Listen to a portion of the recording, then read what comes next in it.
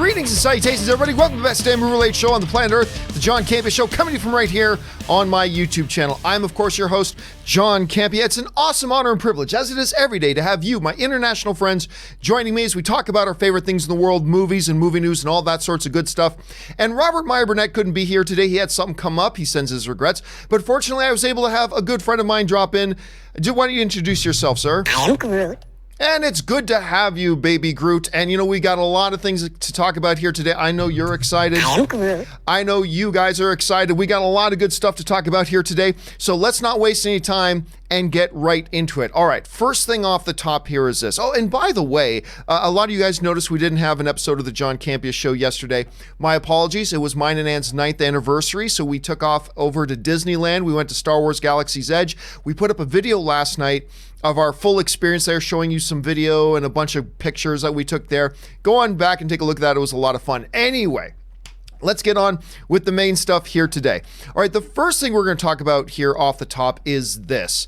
You know, my absolute number one favorite movie of last year was A Quiet Place. I absolutely loved it. I honestly thought it was the best film of the year. I thought it should have been nominated for Best Picture. I thought it should have won Best Picture, but whatever. I was happy with the film that did and all that kind of stuff. But anyway, ever since that movie came out, a lot of people were discussing whether or not they should do a sequel. In some ways, the movie kind of ended perfectly. I won't give away any spoilers, but in other ways, there were a lot of unanswered questions. So there were a ton of people thinking maybe they should do another one. And yeah, obviously, that's what a lot of people were saying. Anyway, then they announced a little while ago that they are indeed going to be doing another one. And we've just got our first little glimpse into what maybe this movie could be about and what it could kind of revolve around. Anyway, one of the new actors coming and joining the film, Brian Tyree Henry, was being asked about what's coming up, and he said this: I think that we're going to get a few answers to the origin of where and how this whole thing happened. I think that people want to know that. But I think you're going to see another side of it, more of humanity that survived this thing in the next story. So we already know that we're going to see the original cast come back minus John Krasinski. So we already know that. We already know he's joining the film. But a lot of people were wondering, are we going to see what happened to and how the whole origin of the monster started and all this kind of stuff? Now, on the one hand, I'm of two minds here. On the one hand, I'm like, you don't have to explain everything. Sometimes keeping things a mystery is good. Like if the world doesn't know, if the world in your movie doesn't know, maybe we don't need to know as the audience. Not every mystery needs to be explained. Some things are just best left to be a mystery. On the other hand, I would be lying if I didn't admit that I am damn curious. I'm at the very minimum damn curious to see where these monsters all came from. So that's kind of the conundrum we're finding ourselves in right now. Are they going to actually show where these monsters came from? Are they indeed aliens? If so, how did they get to those? How did this whole thing start? Or do you kind of feel like maybe, you know what, nah, just move on with the story. Show the other rest of humanity. Where do they move on after the events of A Quiet Place? Maybe they should just do that. I'm not really sure how I feel about it. All I know is I'll probably enjoy it one way or the other. What do you guys think about it? Jump down to the comment section and let me know your thoughts. All right, let's do another thing off the top here. One of the movies coming out this year that I am actually pretty excited to see is actually Rambo Last Blood. I thought the first Rambo movie, which was just called First Blood, which is very different from all the other Rambo movies. It's actually a favorite of mine. I love that film. It's amazing. If you've never seen the original with Sylvester Stallone and Brian Dennehy, go check it out. It's the best Rambo movie to date, in my opinion. Anyway, Rambo went on to become an iconic name in action movies and all that kind of stuff. And we know we've got this new one coming called Last Blood. The implication, of course, in the title Last Blood, pardon me, is that it's going to be the last of the films. And I actually liked the trailer a lot. I thought the trailer for Last Blood looked really great. I was into it. It had a Logan kind of feel to it, and I like that. Well, anyway, what has happened now is that Sylvester Stallone was just being asked about, Last Blood and, what's it like this is being the last film and all that kind of stuff. And this is what Sylvester Stallone had to say about it. He said the following. He said, "Let me just say something about the last of anything. I thought Rocky 3 was the last, so I don't know anything. If it works," talking about Rambo Last Blood, if it works, I'll just keep going because I enjoy it so much.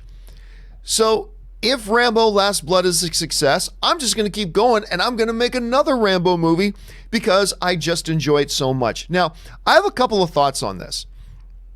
Thought number one is, isn't this kind of a spoiler that he's just given away? Is this not just a little bit of a spoiler? I mean, correct me if I'm wrong, but this is not a comic book movie. This isn't the Marvel fake death universe. This isn't Fox's continuity schmontinuity. Now, granted, this also isn't Wuthering Heights. This is Rambo, but still, if in some way this movie's called Last Blood, I'm going into this movie half expecting that we're going to see John J. Rambo die. If it is anything like Logan, which, the trailers had very much a Logan kind of feel to it. If it is anything like Logan, and it's called Last Blood, and it looks like he's making a last stand, and in the poster it says everyone has one last fight in them, okay, you would forgive me if I wasn't half expecting that we're going to see John J. Rambo die in this. Hearing Sylvester Stallone come out and say, hey, listen, I don't know if this is the last one. If this one's successful, I think I'm going to do another one. This isn't the Marvel Cinematic Universe where you can have John J. Rambo die at the end of Last Blood and there's this big sad funeral for him at the end. And then at the beginning of the next Rambo movie, this hand comes out of the grave. I didn't die after all. Like, you can't do that. So did they just spoil the movie? I mean, look, I get the ultimate point of Rambo Last Blood, knowing whether or not John J. Rambo lives or dies, I suppose is not the ultimate thing about the movie. So I guess if I know he lives, it doesn't really spoil the movie. If I know he dies, I guess that doesn't really spoil the movie. But it spoils an element of it, doesn't it? Doesn't it spoil an element of it? Like, don't get me wrong. I'm one of these guys where it's like, oh, if I find out James Bond lives at the end of the next James Bond, that's in no way a spoiler. I just assumed James Bond was going to live. But this is a little bit different because, it's called Last Blood, right? It's kind of partially being marketed as the end of this Rambo saga. So isn't kind of Stallone coming out and saying, I might do another one? Doesn't that kind of tell us he lives at the end? I mean, I don't know. On the other hand, though, it is kind of refreshing honesty. I mean, because look, we've always said when a filmmaker says about any franchise, this is the last, we all say, yeah, right. We all say, yeah, right.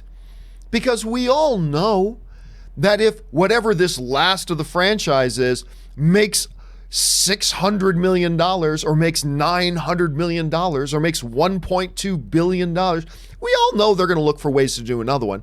So on the one hand, it's like, it's just kind of refreshing to hear Stallone go, look, I mean, I could say it's the last one, but if it's super successful, we all know I'm going to come back and do another one. Which way do you land on this? How do you take Stallone's comments here? Do you take them as, hey, it's kind of refreshing just hearing him be honest about it?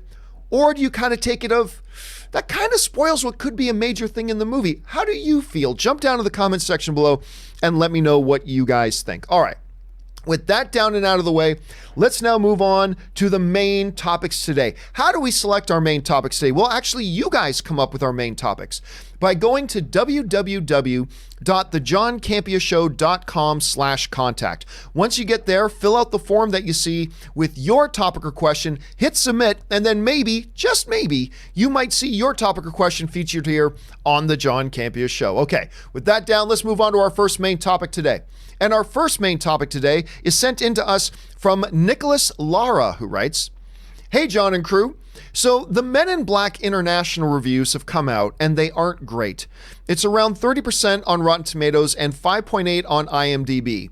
Do you think that this will affect the overall box office numbers, or will it still succeed? Thanks, and bring on the filthy. All right, the first thing I want to mention here about that 5.8 on IMDb is exactly why I have said for years and years and years and years and years and years and years, pay no attention to anything it says on IMDb, because the flippin' movie hasn't come out yet.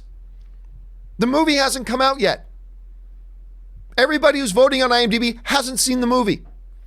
This is why IMDb ratings are useless. as are almost any fan rating movies, unless you can verify that those people have actually seen the movie, which is something Rotten Tomatoes is trying to do right now, and I applaud them for that effort. So let's get that out of there. Okay, what about those who did see the movie, like the critics? There were a couple of things. Number one, it was not a good sign that they were holding off the reviews of this movie until like the day before it came out. Because the movie comes out today. But John, it opens on Friday. Yeah, but we all know that opening on Friday means it really opens on Thursday night. It's going to be in theaters across the country tonight. So they hold off the reviews till the day before. Clearly not a good sign. Or maybe it was 2 days before? I thought it came out yet. Maybe it was 2 days before. But either way, not a positive sign, right? Not necessarily doomsday, but not a positive sign. And then the ratings come out, and it's fairly low. Look, we've seen worse. Okay?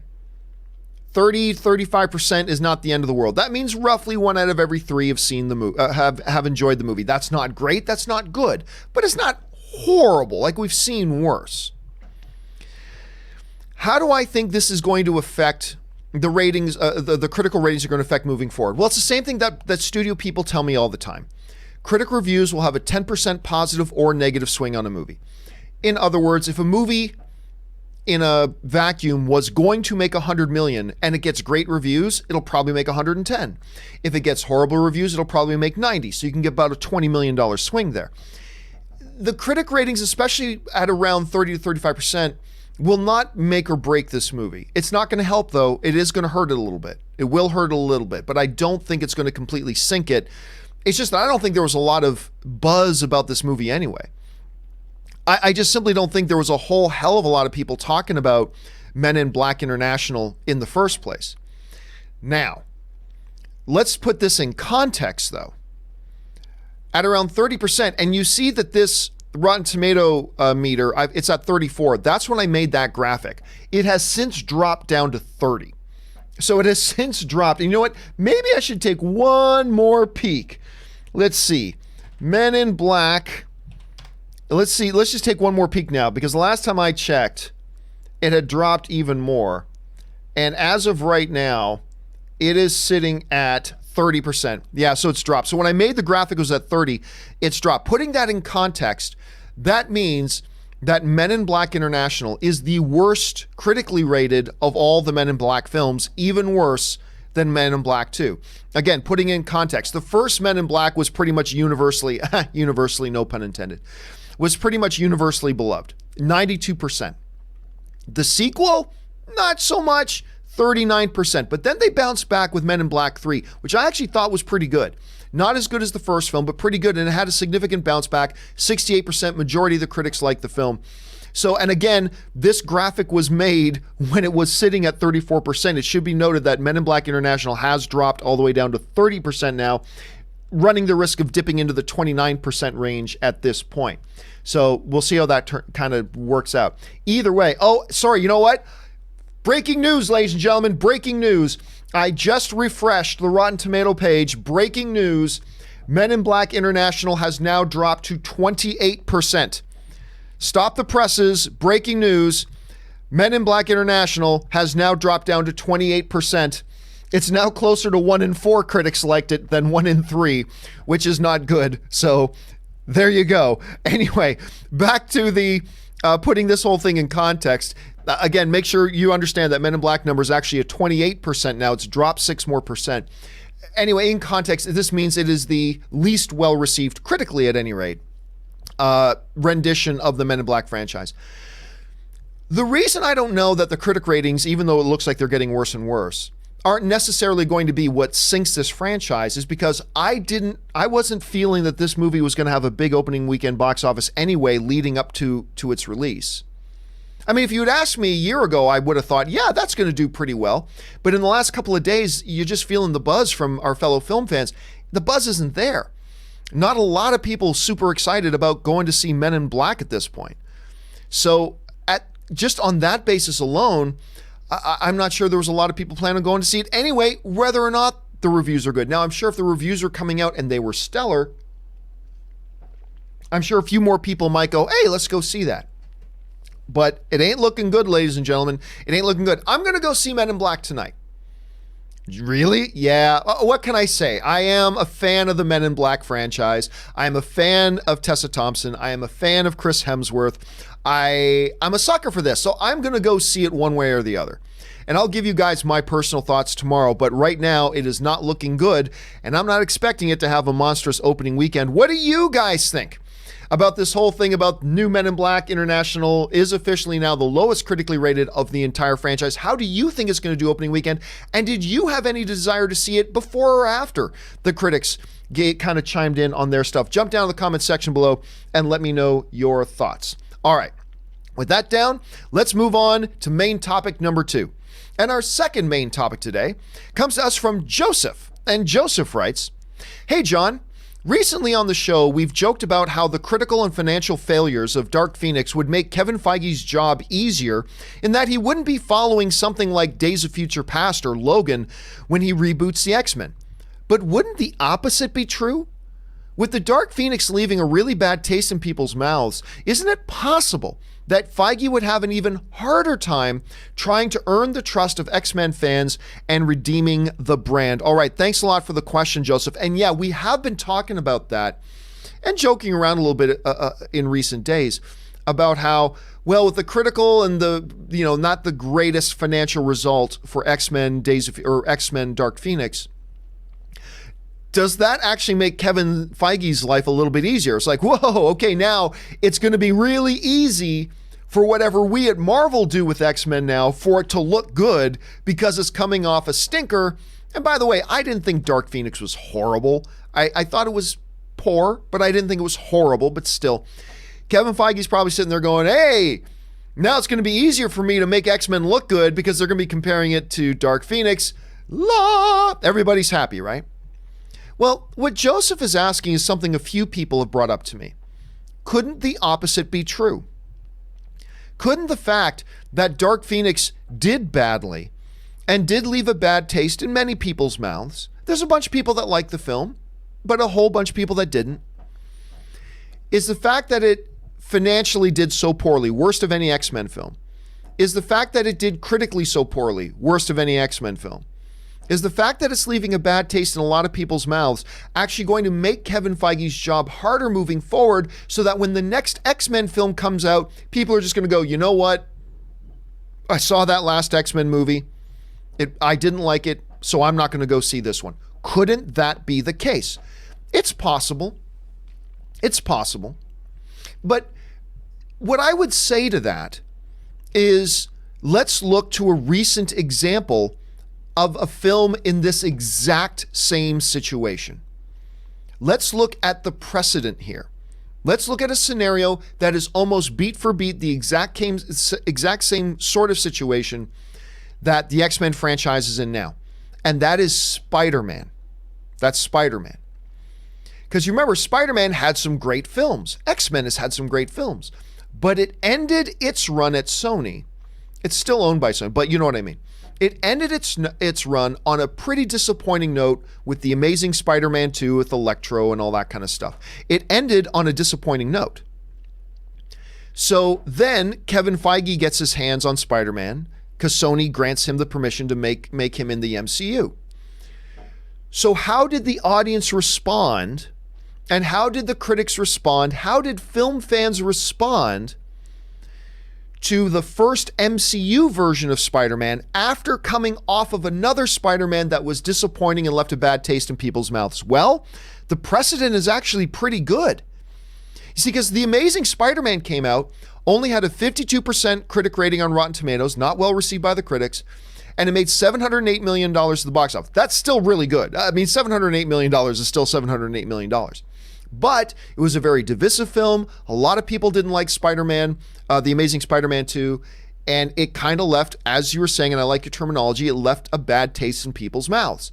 Okay, did that hurt the next incarnation that would be under Marvel? Actually, no, because the next film was Spider-Man Homecoming, the first one under Marvel, and the critic rating shot through the roof because they made a good movie, 92% critically, but also more people came out to support it, $880, nearly $900 million. on a film that was going through its second reboot in like 6 years, going on to its third Spider-Man in like 6 years, coming off of a movie that left a bad taste in a lot of people's mouths. And what happened? They made a good movie, so the critic rating was good, the audiences liked it, and the audiences came out to support it. It made more money than the previous one did. So I would suggest, in a situation like this, where we're asking the question, when Kevin Feige goes to make the first X-Men movie, will the fact that X-Men Dark Phoenix left a bad taste in people's mouths, is that going to hurt the next one? It's impossible to say, but if you want to look at precedents, then we do have a very recent precedent with Spider-Man having had a bad film, leaving bad taste in people's mouths, coming back strong, more people came out to support it, and because it was good, people enjoyed it. So, I would say at this point, while it's impossible to say for sure, if Marvel and Kevin Feige make their first X-Men film and they make it high quality like they did with Spider-Man Homecoming, and the audiences appreciate it, it gets good critical response, all that kind of stuff, I don't see there being any reason not to expect that it can have great success, even though it's coming off a down note like Days of Future Past. That's my thoughts on it. What do you guys think about that? Do you think the relative failure of X-Men Dark Phoenix is going to help or hurt, or neither, the future X-Men movie that's going to come out from the MCU? Jump down in the comments section and let me know your thoughts. All right, with that down, let's move on to our third main topic today. And our third main topic today comes to us from Synced Up. And Synced Up writes, "Hey John, so now that Endgame is on its way out soon, people are starting to say that it will not beat Avatar. My question is, hasn't it already beaten Avatar?" Actually, no, it hasn't. Anyway, Avengers Endgame has already made almost what Avatar made in just its first and only theatrical release. Avatar had a re-release, which I would think shouldn't count towards the overall box office. If Endgame re-released, we all know it would smoke Avatar and possibly hit $3 billion. All right, thanks a lot for the email, Synced Up. And I look, I'll just tell you right off the bat, I won't bury the lead. No, it wouldn't. No, it wouldn't. Now let's get to that in a second here. What we're seeing here with Avatar is a major roller coaster. At least I'll speak for myself. I have been on a major roller coaster when it comes to Avatar. I love the film and everything, but as far as my predictions about what's going to happen to it, it's been a roller coaster ride. I mean, for the longest time I said, look, Avengers Endgame, this was long before tickets went on sale. I said Avengers Endgame is going to be huge. It's going to be massive. It is not going to beat Avatar's record, folks. Avatar's record is way too big. It ain't going to beat its record. And I said that for like a year. Then what happened? April 1st. I believe it was either April 1st or April 2nd, the day that tickets went on sale. Smashed all the records for advanced ticket sales. And I said, yeah, it's going to be huge, but it's not going to catch Avatar. And then what happened? Then the opening weekend came, shattered all of our expectations, including mine.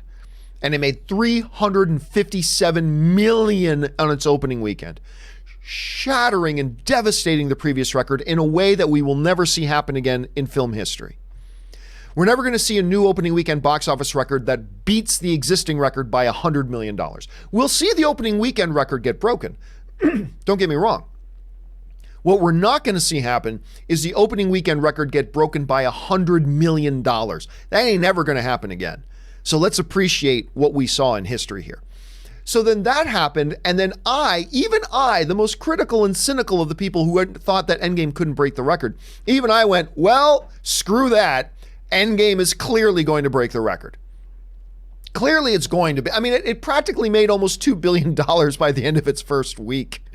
I mean, clearly Endgame. So I'm like this, and I'm like this, and I'm like this, and I'm like, clearly Endgame is going to beat the record. And I was saying right up to last week, I would still put $5 on the fact that Avengers Endgame will catch and beat Avatar. I'll still put $5 on that. And now here we are, another week later, another 1,000 fewer screens that it's on now. The fact that it only made about $4 million this past week, and it's still about $50 million short of Avatar. So here we are now. We've got Forbes, we've got Deadline, we've got all the analysts now saying it ain't going to catch the record. And I think even I now, who have been like this on this whole thing, it's like my head's spinning. Like, look, we change our opinions as new information comes along, right? I didn't think it would. New information came along, breaks all these records. I thought, okay, maybe it will. And I still think it will. And then now it looks like it's run out of gas. And now I'm like, okay, maybe it won't. Who knows? But anyway, right now, the analysts are saying that's probably not going to catch the record. So that brings up a couple of then questions. Okay. If we go on the assumption that it's not going to catch the record in its theatrical run, barring some miracle, well, doesn't it already beat it? Because Avatar had a re-release, and re-releases shouldn't count. Let's start with that. Let's start with, should re-releases count? Absolutely, re-releases count. If people get off their asses, and we get up off our asses, and we go out to a movie theater, and we pay money to buy a ticket to go in and see that movie, I don't care if that movie was released yesterday, last year, or 10 years ago. If I get off my ass, go to the theater, buy a ticket, and go in, that should count towards the box office. I believe that. I believe it does. So yes, Avatar's record does count. But did you know that no, even if you take away Avatar's re-release, Avatar is still ahead of the Avengers right now. It's still ahead of the Avengers right now. Because in its re-release, according to Box Office Mojo, it made $10.7 million domestically in its re-release, and it made about $22 million for the rest of the worldwide outside of the US. So it made about $32 million in its re-release. As of right now, Avatar is still $50 million ahead of Avengers Endgame. Therefore, even if there wasn't for the re-release of Avatar, as long as these numbers are correct that I'm looking at on IMDb, even if it wasn't for the re-release of Avatar, it would still be ahead of Endgame right now. So there's that. So number one, yes, re-releases should count because it means people got off their asses, went to the theater, bought a ticket, and go and see it. That should count towards the box office. I totally believe that. And you may disagree, and that's cool. Point number two, even if Avatar didn't have its re-release, it still would be ahead of Avengers Endgame right now. So there's that. But number three, I wanted to say this. If you start taking in variables, like there's two different types of birds out there when it comes to the film fandom. There's the boo birds that start bringing up everything negative about everything, and we're all boo birds every once in a while. We all are. But then there's also the but birds. But. Okay, yeah, that's a fact. But. We all do that too, right? We're all but birds sometimes. But. Okay, yeah. But Avatar had a re-release. Look, if you want to start bringing up variables, then you're going to have a hard time arguing people when they want to bring up other variables. Okay, you want to bring up the variable that Avatar had a re-release? Okay, let's bring up the variable of inflation. You want to do, okay, if you want to play that game, if you want to bring up the re-release, let's bring up inflation. If you bring up inflation, then Avatar is miles ahead of Endgame there. Now, you know me, I don't think we should bring up inflation because I don't believe we should bring any variables into it. I believe you either got to bring in no variables or you got to bring in all variables. Much easier just to go with no variables. But it sure enough, as soon as it started to look like Avatar was going to stay ahead of Endgame, the but birds came out. But, and we all do it. I do too. Don't lie. You do it too. We all do it. And that's what we do sometimes. We have some annoying habits as film fans, I confess.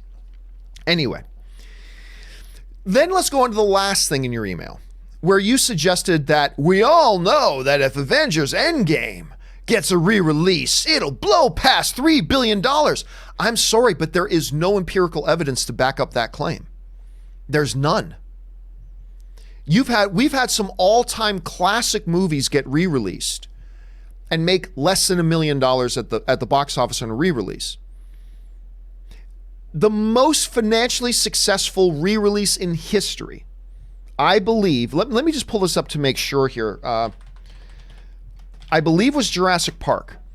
I believe Jurassic Park was the most successful re-release in history. And Jurassic Park made $45 million on its re-release. That's the biggest re-release in history.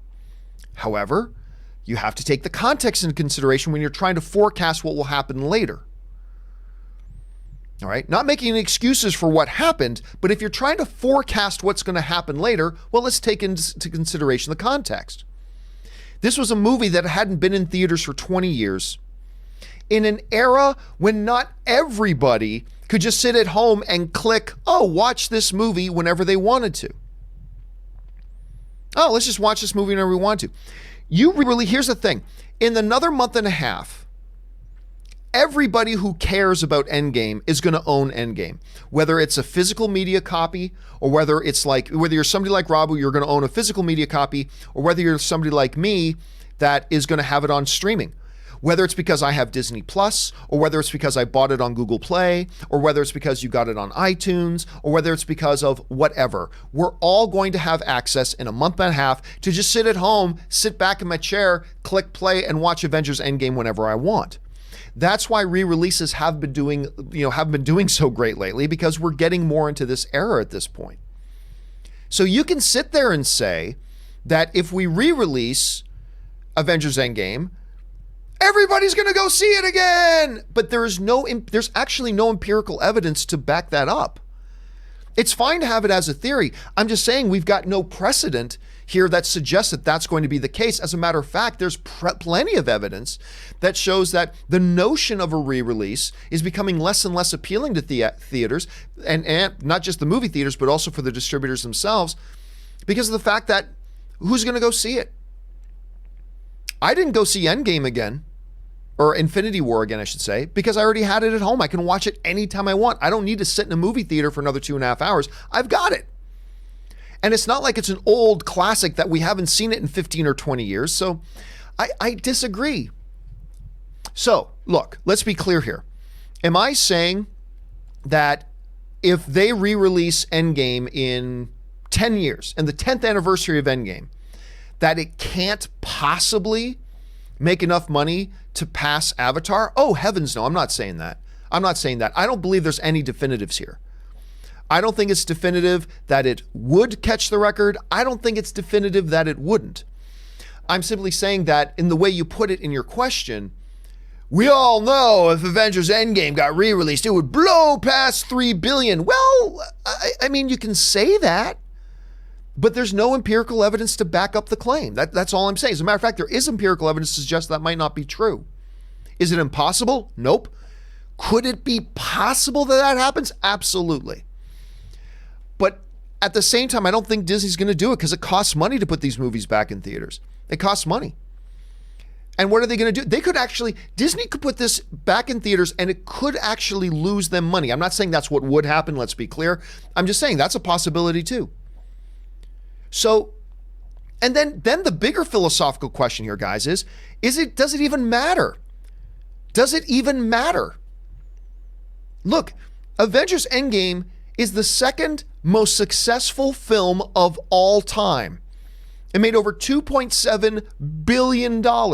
Okay, so there's some movie called Avatar that made more. Does that matter? Maybe it does. Maybe it doesn't. I mean, hell, they're both Disney films now. Disney owns them both.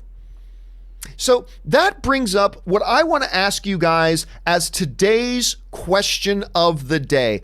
Our question of the day is simply this, and you can go to my Twitter right now over at John Campea. It's the top post. Here's the Twitter question today.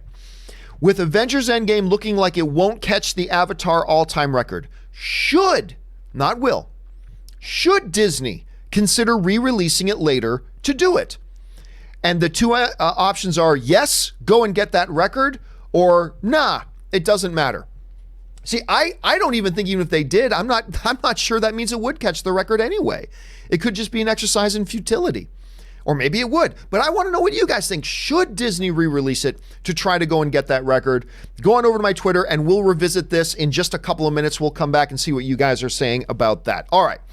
With that down, let's move on now to the next main topic today.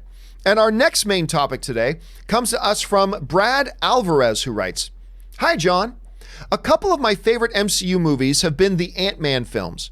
I just sort of assumed Marvel would be making a third one, but Paul Rudd just recently said he didn't know if it was, and asked fans to campaign Marvel to make another one. Why wouldn't Marvel want to do a third one, considering how good and successful they've been? And what do you think of Rudd asking fans to help get it made? All right, thanks a lot for the question, man. I appreciate it. Now, for those of you who don't know what it is that Brad is talking about, actor Paul Rudd, who of course is Ant-Man, he was recently asked about the future of the franchise and when can we expect to see an Ant-Man 3.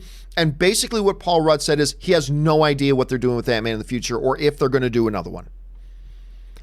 Now, as Brad was saying, there's probably a lot of people that have been assuming that, well, obviously they're going to make another one. The first two were good movies and they made money.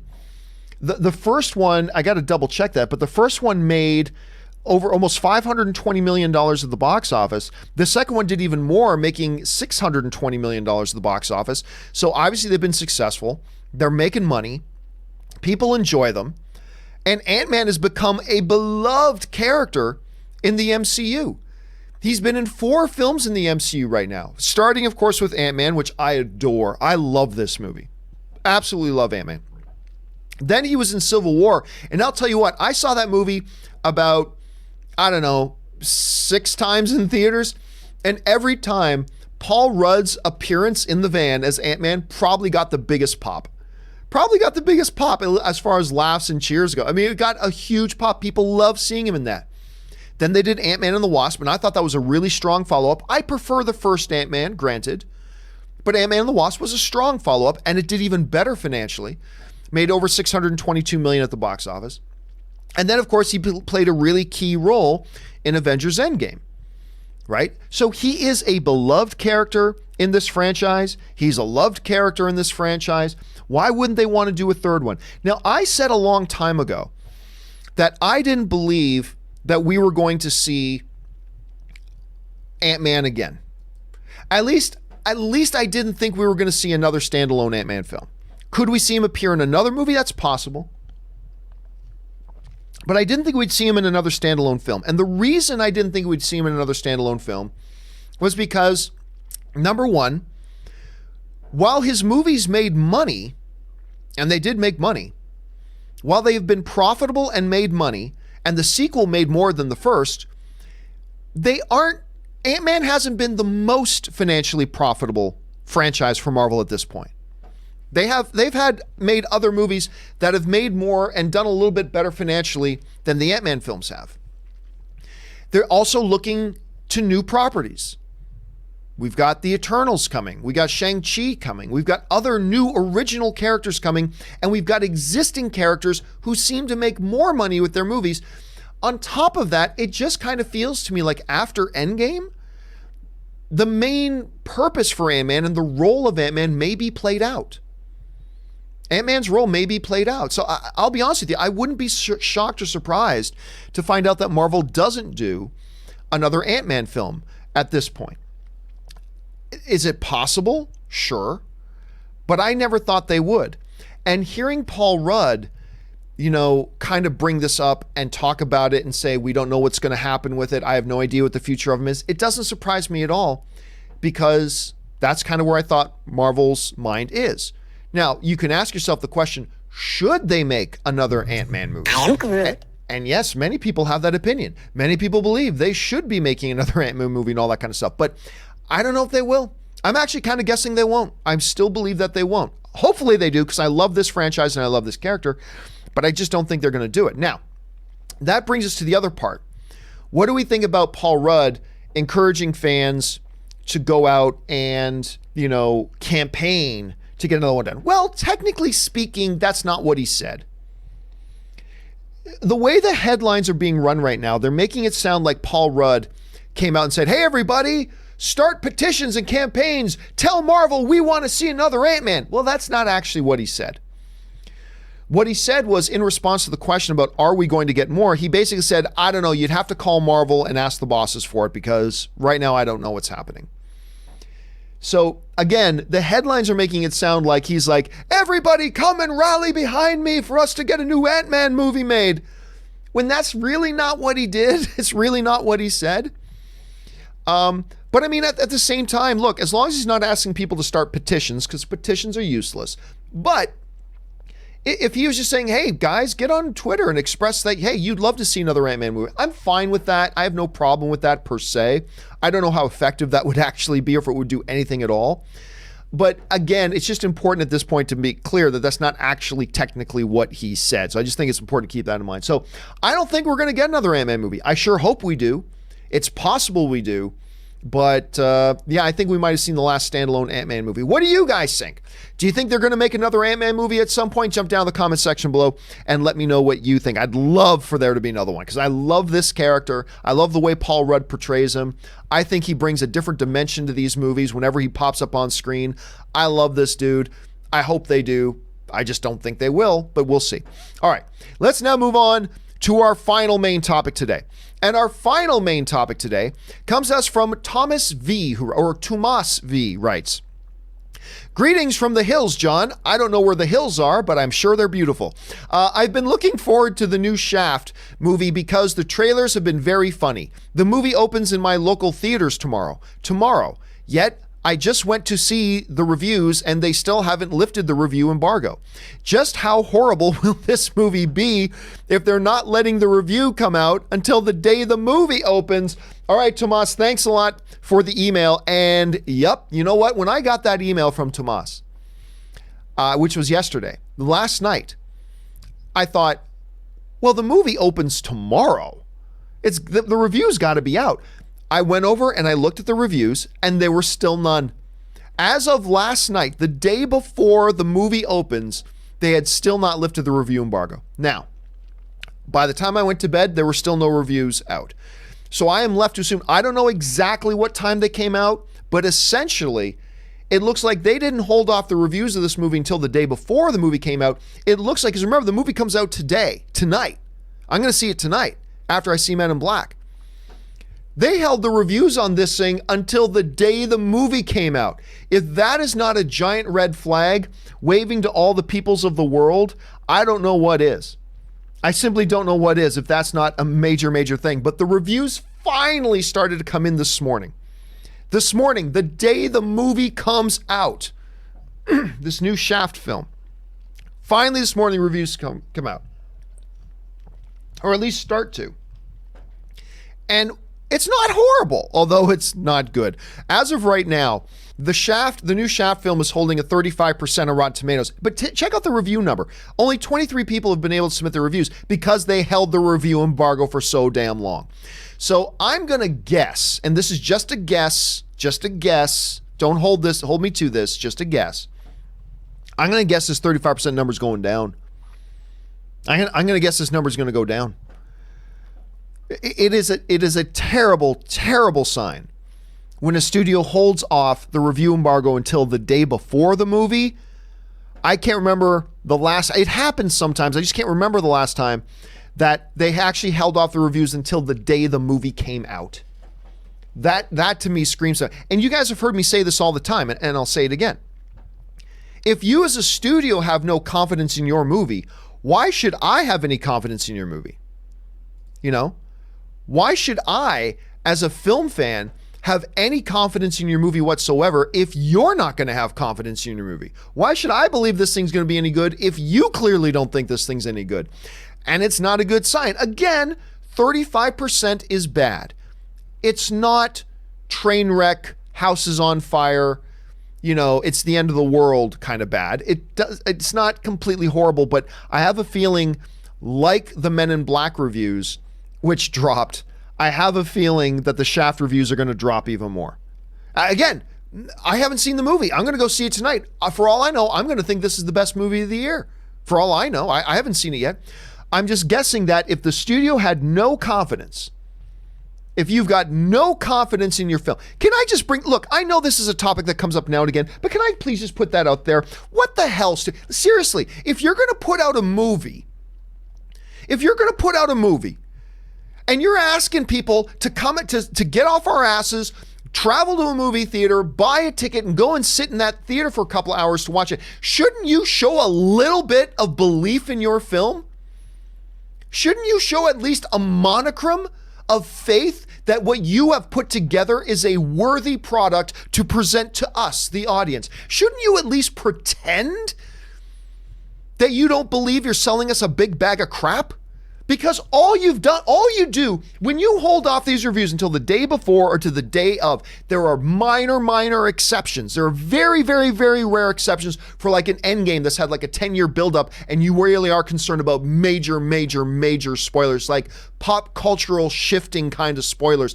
Okay, I get that. But 99% of the time, you are basically screaming at us as the audience, hey, come buy this product from us. It's a big bag of poo. Want a big bag of poo? Because that's what you're saying. When you do not let the reviews come out and let people know or get a sense of what they're getting themselves into, if they give you their money, I think that's bad faith. I think that is bad faith. I think the studios owe it to consumers. They owe it to people who buy tickets to go to see these movies. They owe it in good faith to let some product reviews come out. When a car comes out, the car companies don't hide their cars from the car magazines and everything who review these cars to let the consumers know what they can expect. And when you hold off these things till the day before, or in a case like Shaft, hold it off to the day of, that is bad faith. Forget the fact that it screams that you have no belief in your film and you want us to buy tickets anyway. It is bad faith with the audience. It's bad faith. So come on. We saw it, Men in Black just did it. We're seeing Shaft. Come on, guys. If you know you're making a piece of crap movie, then just don't put it out. Or at least if you did and you're like, we got to recoup, then put it out. Let the reviews come out. Make the best trailers that you can and let the audience choose for themselves. Informed audience members want to listen to a few critics, getting a sense of what it might be going to, and then watch the trailers, get a sense of does it appeal to their sensibilities, and then we as audience members can balance all that out and make an informed decision, and you don't even give us that opportunity. That is some BS. Anyway, I'm not mad at this movie because I haven't seen this movie. I love Samuel L. Jackson. For all I know, this movie is going to be great, and I hope it is. But anyway, what do you guys think? What do you think about situations like this when the studio shows absolutely no faith in their product? And if they're screaming, we don't believe in this film, why do you buy tickets to it? Why do I buy tickets? I already got my ticket. I'm going to go see it tonight. Why are we doing this? I don't know. If the studio screams, we don't believe in this movie, why do we? I don't know. It's really something I hope they get on and fix. I don't think there should be rules about it. Don't get me wrong. I don't think there should be rules. But I'm just like, look, if I made a movie, I'm going to stand behind my movie. I'm going to be proud of my movie and I'm going to put it out. And if the reviews aren't great, then the reviews aren't great. But I'm going to stand behind it. And I'm going to say, I believe in this movie. And I'm going to say, I have faith in this movie. If I'm the head of Universal or Disney or Paramount, whatever, I'm going to say, it doesn't matter what the critics say. Let them say it and the audience will weigh everything out. But I'm going to say, I believe in this product we put together.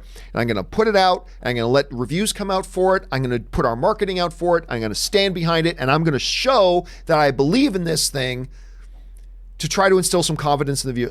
And I just don't know why they do that. Anyway, that's just me. I've gone off on that long enough. All right, guys, listen.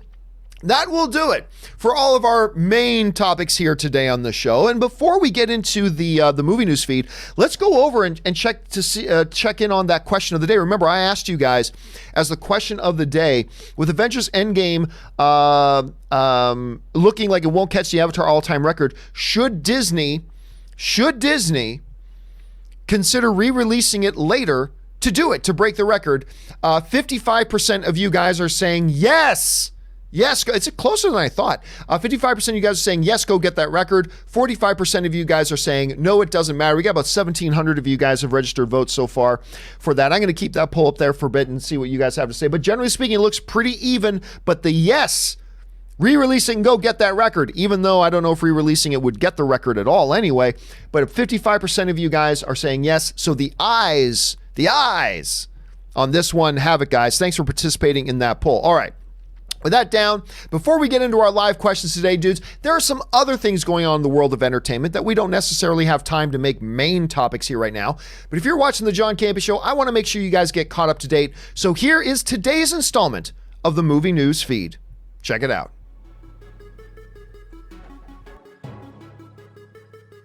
First up, when James Cameron opted to finally hand off his passion project, an adaptation of the Battle Angel Alita manga, the person he gave it to was From Dusk Till Dawn director Robert Rodriguez. From Cinema Blend, Alita Battle Angel ended with a perfect jumping off point for a sequel, and there is clearly more story to tell. So, would Robert Rodriguez be the one to tell it if the opportunity presents itself? The director expressed his enthusiasm at the prospect, saying, "Oh yeah, I would love to come back and do that one. It was so fun. Working with Jim's great. I thought Rosa was incredible, and the effects were just amazing. And just as a writing process, even if there isn't a sequel, I got to see how Jim crafts his movies and stories." Alita Battle Angel ended its run with just under $405 million. Fox is also under Disney now, so it will be the mouse's decision what to do with the property. Next up, DC has been trying to make a Lobo movie for years, but the foul-mouthed intergalactic bounty hunter is coming to the small screen first in Krypton Season 2. From Slash Film, now a new report says the character will be hanging out in the TV realm for a while longer, because Sci-Fi is developing a Lobo TV show that will function as a spin-off of Krypton. Season 2 of that show debuts this Wednesday night, and the dirty motorcycle-riding, hulking Lobo will make an appearance in the second season as played by actor Emmett J. Scanlon. Next up, Matthew Aldrich, the co-writer of Pixar's Oscar-winning film Coco, has been crowned as overseer of Netflix's expansive adaptation of the Chronicles of Narnia. From The Hollywood Reporter, the streaming giant is tackling the fantasy books by C.S. Lewis as both series and film, with Aldrich to serve as the creative architect on all projects. Chronicles of Narnia consists of 7 books, all set in the fantastical land of Narnia and originally published in the 1950s. It is unclear how the multiple projects will coexist or stand together. Next up, When They See Us, Ava DuVernay's dramatization of the wrongful arrest and conviction of 5 black teenagers in New York City after the rape of a Central Park jogger 20 years ago, has been the most viewed series on Netflix for the past 13 days. The 4-part Netflix series was created by DuVernay, who also co-wrote and directed. She retweeted Netflix's post about When They See Us, commenting only, "Faints." The show has led to a backlash against Linda Farstein, the New York prosecutor in the Central Park 5 case, who has resigned from the boards of Vassar College and victim assistance organization Safe Horizon. Last week, she was dropped by her longtime publisher, Penguin Books Dutton Imprint, and Columbia Law School, where she was a part-time lecturer, also has parted ways with her.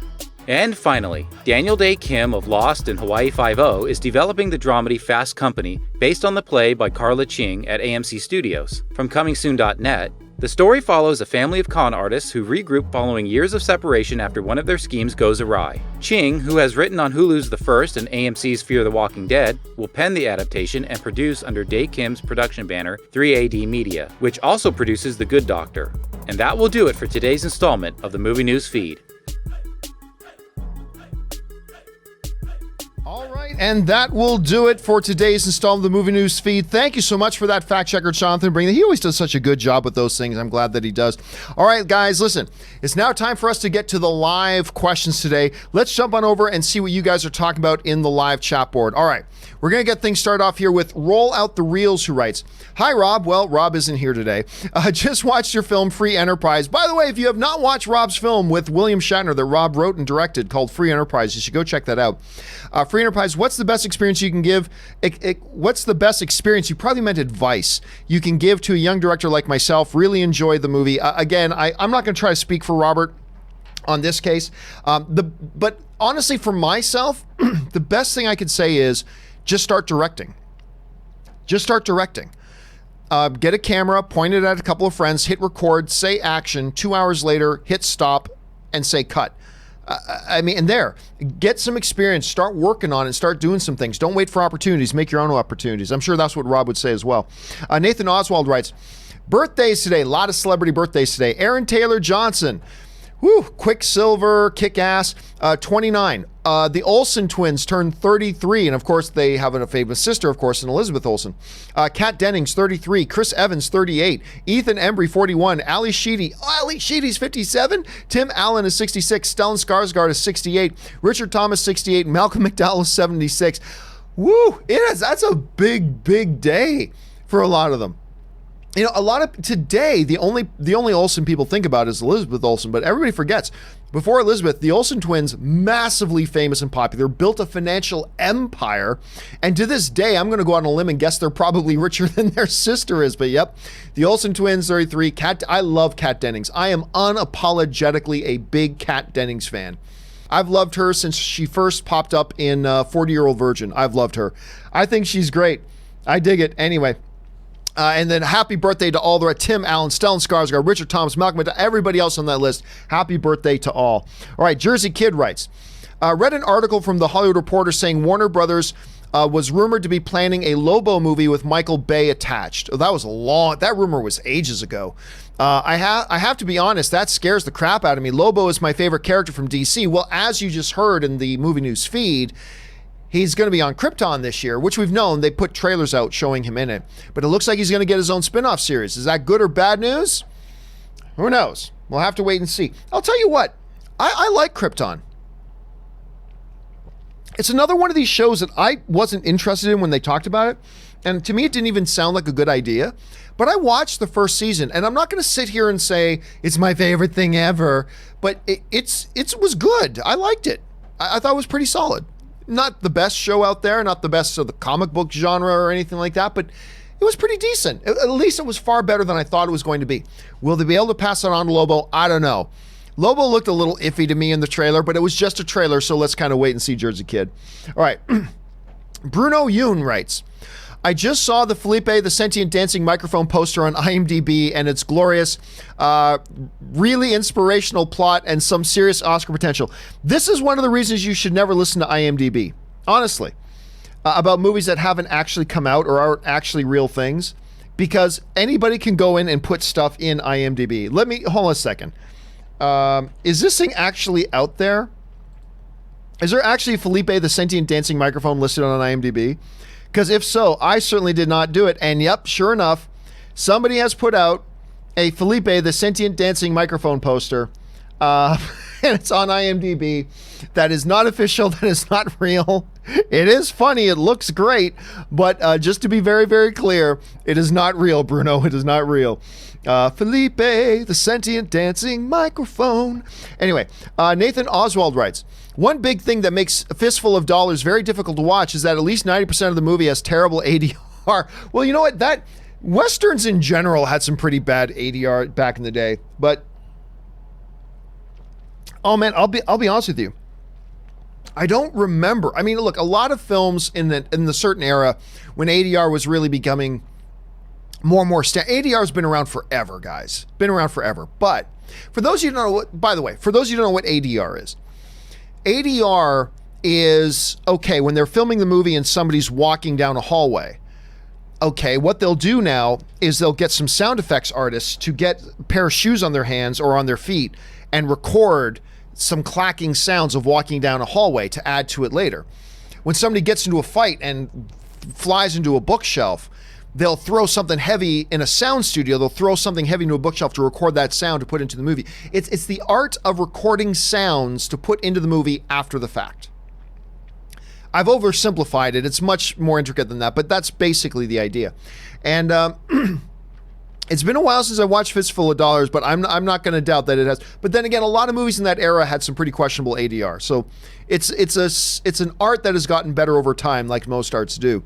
Jake C. writes, over under 50% Batman starts shooting by the end of 2019. Well under. I think even some people in the studio are now saying they're aiming for the beginning of 2020. So I'm going to guess it's going to be well under 50%. Patrick Conway writes, where's the Lucifer album? The music is so good. Yeah, but none of it's original. It's all just, other people's songs and stuff like that. So I don't know what would be the purpose of that. Nathan Oswald, but I love me some Lucifer. Nathan Oswald writes, what's the best film by McG? Off the top of my head, I'm going to say Charlie's Angels. The original Charlie's Angels. I actually really like the first Charlie's Angels. Some people scoff at me when I say that. I honestly think it's really good. Now, this is, of course, that we're just talking about movies that he's done. Gosh, I don't know if that I'd put anything. I certainly wouldn't put Terminator Salvation above it. We Are Marshall was good. Charlie's Angels Full Throttle wasn't.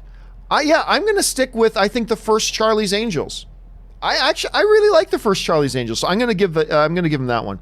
All right, Draco Eris writes, if the Lion King remake is successful, come on, we all know. I think it should become a trilogy. There's enough source material to cherry pick from. Not really.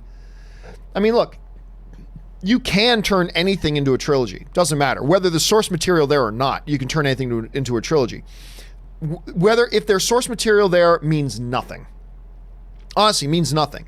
All it means is that if you wanted to do a sequel, okay, then there's some stuff you can do that. But even if not, look, if Lion King makes $2 billion, which I think it has a chance at. I don't know if it will, but I think it has a chance of making $2 billion. If it does, I don't think it would matter if there was source material or not. If there's no source material, they'll just come up with something brand new. And even if there was source material, they'd probably borrow from it, but then completely adapt it anyway. So, I don't know. Look, money makes people do a lot of things. I don't know why you do a sequel to Lion King. I think the novelty will wear off. Lion King's the greatest animated film of all time, but I think the novelty of it wears off by the end.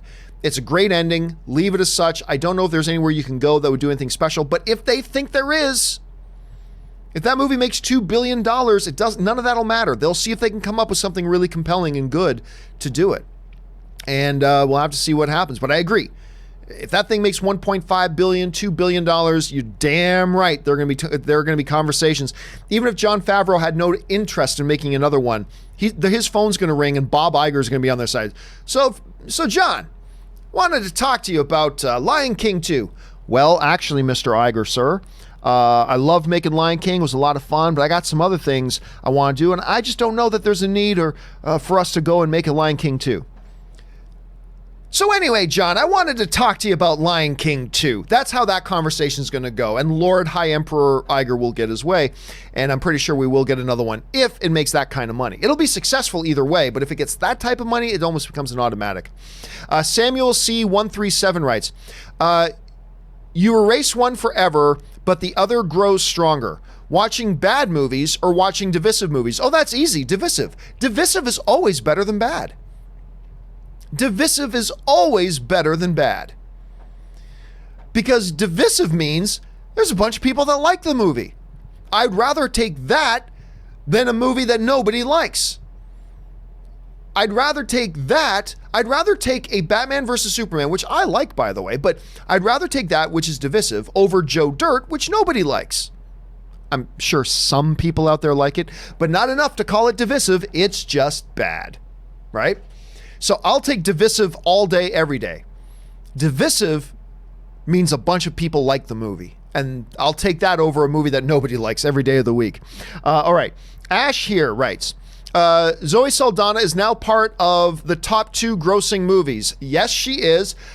Again, this has been brought up on the show about 20 different times. Yes, she is. But again, don't give her a lot of credit for that. I mean, she is a major player in Avatar, but even then it's just voice acting and motion capture, although that's big.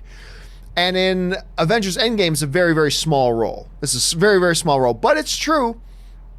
I mean, if you want to throw Chris Pratt in there as well, between Jurassic World and Avengers Infinity War and Avengers Endgame, he's a part of a couple of the biggest films of all time as well. But yep, Zoe Saldana is in two of the 2 biggest films of all time.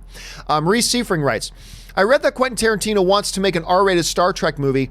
How do you think fans would react? Thanks, John and Rob. Well, again, we've talked about this story a lot. Number one,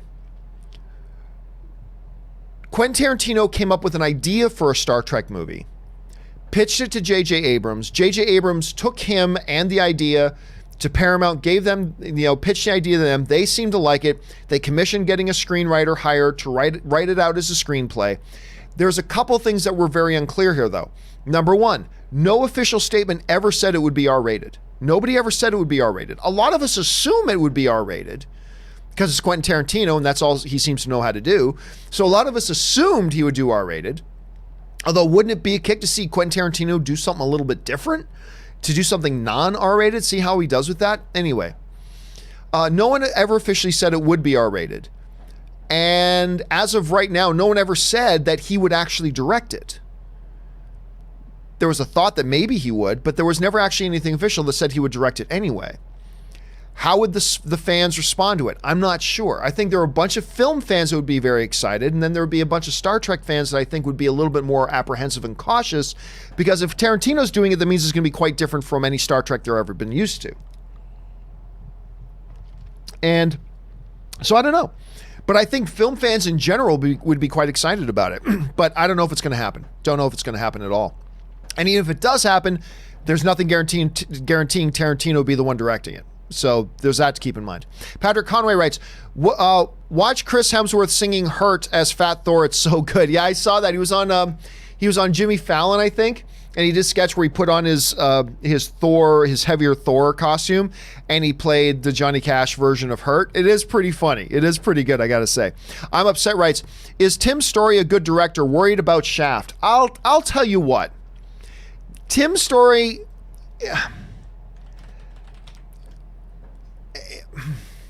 He did the first, I believe he did the first 2 Fantastic Four movies, which did not turn out well at all. He did Taxi, which was not good at all.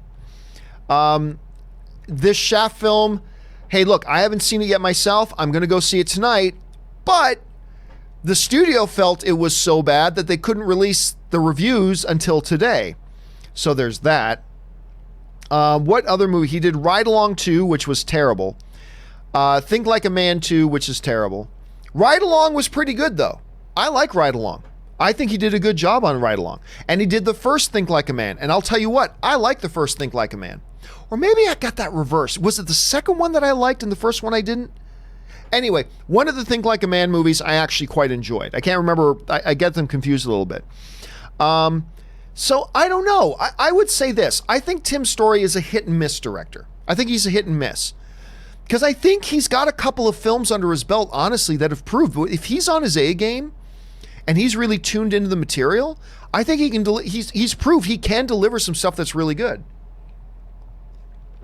So let's put it this way. I, as a movie fan, am at a point that if Tim Story's name gets announced to direct a movie, I am not going to get excited about it. But at the same time, I'm not going to be immediately turned off by it. Like, it's not like they announced some films coming out and Uwe Boll is going to direct it. It's like, okay, that's nothing but red flags. I don't think it's like that, though. I just think he's a bit of hit and miss. He's had some big misses. He's had a couple of good hits. So I would be of the mind that I would neither be excited that he's directing a film, but nor would I necessarily be turned off that he's directing a film. Because like I said, when he's on his A game, he can do some good stuff, although he has also made some pretty terrible stuff. So hit and miss. That's the way I'll put it right now. Let's see how he evolves over the next coming years. Because I'll tell you what, right now, he's got like 5 different things. He's supposed to be doing Ride Along 3. Why they would do a Ride Along 3 is completely beyond me. The first one was great. The second one was absolutely terrible. He's supposed to be doing a Monopoly movie. He's supposed to be doing My Own Worst Enemy. He's directing the Tom and Jerry live action film. So hit or miss or not, the studios keep giving him work, dude. The studios keep giving him work for a reason. All right. Murray Reich writes, saw Secret Life of Pets 2. Wasn't the greatest thing, but it was still cute. Had some laughs and heartfelt moments. Overall, it's a nice little family film. Yeah, I got to get out and see that. Ann and I still want to see it, but, you know, the weekend got busy on us, clearly, and then we've been gone for a couple of days because of our anniversary and stuff like that. So we still want to see it. I've heard okay things about it. I haven't heard it was terrible, Murray. I'm glad you saw it. I'm glad you enjoyed it. And I'm happy to hear that because I'm actually quite a fan of the first one. I really do like the first Secret Life of Pets a lot. So I'm looking forward to seeing that. All right. O+98 writes, James Wan tweeted recently about the Swamp Thing situation. He said he doesn't understand why it was canceled. Do you think this could affect the relationship between Warner Brothers and James Wan? No, only if James Wan is a sucky little crybaby. And he's not. James Wan is a pro. He knows this business. Look, they were making a show. They made a business decision. They decided to cancel the show. That's what happens in this business. I'm sure James Wan knows it was meant nothing is personal against him. He knows Warner Brothers loves him. He loves working with Warner Brothers. He knows this is a business. James Wan is a professional. I'm sure this isn't going to affect their relationship at all. And it's not like this was his pet project. It's not like James Wan was the main guy behind Swamp Thing and this was his baby. It wasn't like that anyway. But no, I don't think with the established relationship they already have, they've had some great success together. They've got $1 billion film together. I don't think something like this is going to affect them. James Wan is a pro. He knows this is a business decision. He knows it's nothing personal. They'll move on and keep making great things together. And he'll make things with other studios as well. But no, I really don't think this is going to hurt their relationship at all because I think they're both, particularly James, is too professional for that. The Delusionator, I like that name, writes, Hi, John. Love the show. Thank you so much. When are we getting a new Best Movie, Worst Movie podcast? I've quite enjoyed hearing yours, Rob's, and Cody's thoughts on movies. Hopefully soon. For the last 2 weeks, we've said we're going to record this Monday, but then something comes up with either Cody or me or Rob. It's mostly been me or Rob, to be honest, that we haven't been able to make it work. Cody's been training and competing, of course, because he's an Olympic swimmer. But it's coming. Believe me, it's coming. We've got at least 3 or 4 more episodes coming to finish out season 1 of Best Movie, Worst Movie, and then we'll take a break again. But it is coming. But I keep saying that it's coming, but it is coming. It's just a matter of trying to line up our schedules to get the time to make it work. But thank you for the kind words about it. And if you haven't started listening to our podcast, Best Movie, Worst Movie, jump on your favorite podcasting app of choice. Just search Best Movie, Worst Movie, and you should be able to find it. I think we got 5 or 6 episodes up right now, and we have a lot of fun doing those. So I hope you guys will check it out. All right. Murray Reich writes, so they're selling on eBay the items from Galaxy's Edge that you mentioned, like Dasani water for $15 or 3 sodas for $40. Insane. You know what? Let me see if I can find this. It's not good to take up too much time on stuff like this, but let me see if I can find this because it is hilarious.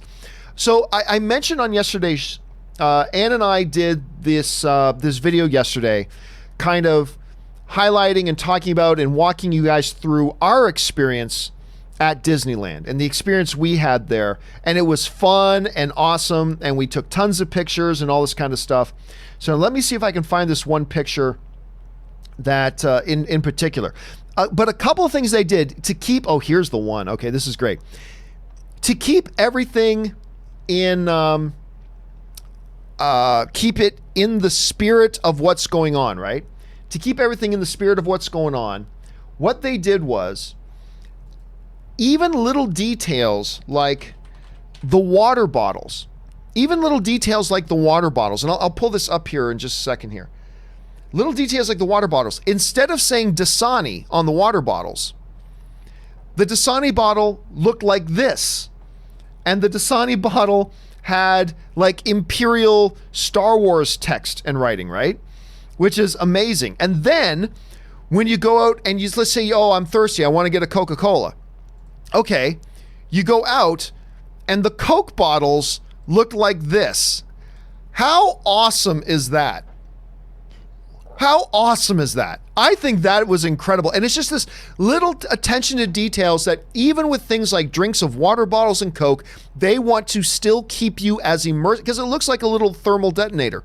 They keep you as immersed as possible in the experience of Star Wars, even when you have to get some real world stuff. And I thought that was a great element to it. Anyway, what Murray's saying is those things that we talked about on the show, like the Dasani bottle and the Coke thing. So they're selling on eBay the items at Galaxy's Edge that you mentioned, like the Dasani water bottle for $15 or 3 sodas for $40. $40. I can see why, because man, if I wasn't there and I didn't already have mine, I'd want one of those Coke bottles. Let me look at that again. I'd want that Coke bottle. Wouldn't you want that Coke bottle? I know I certainly would.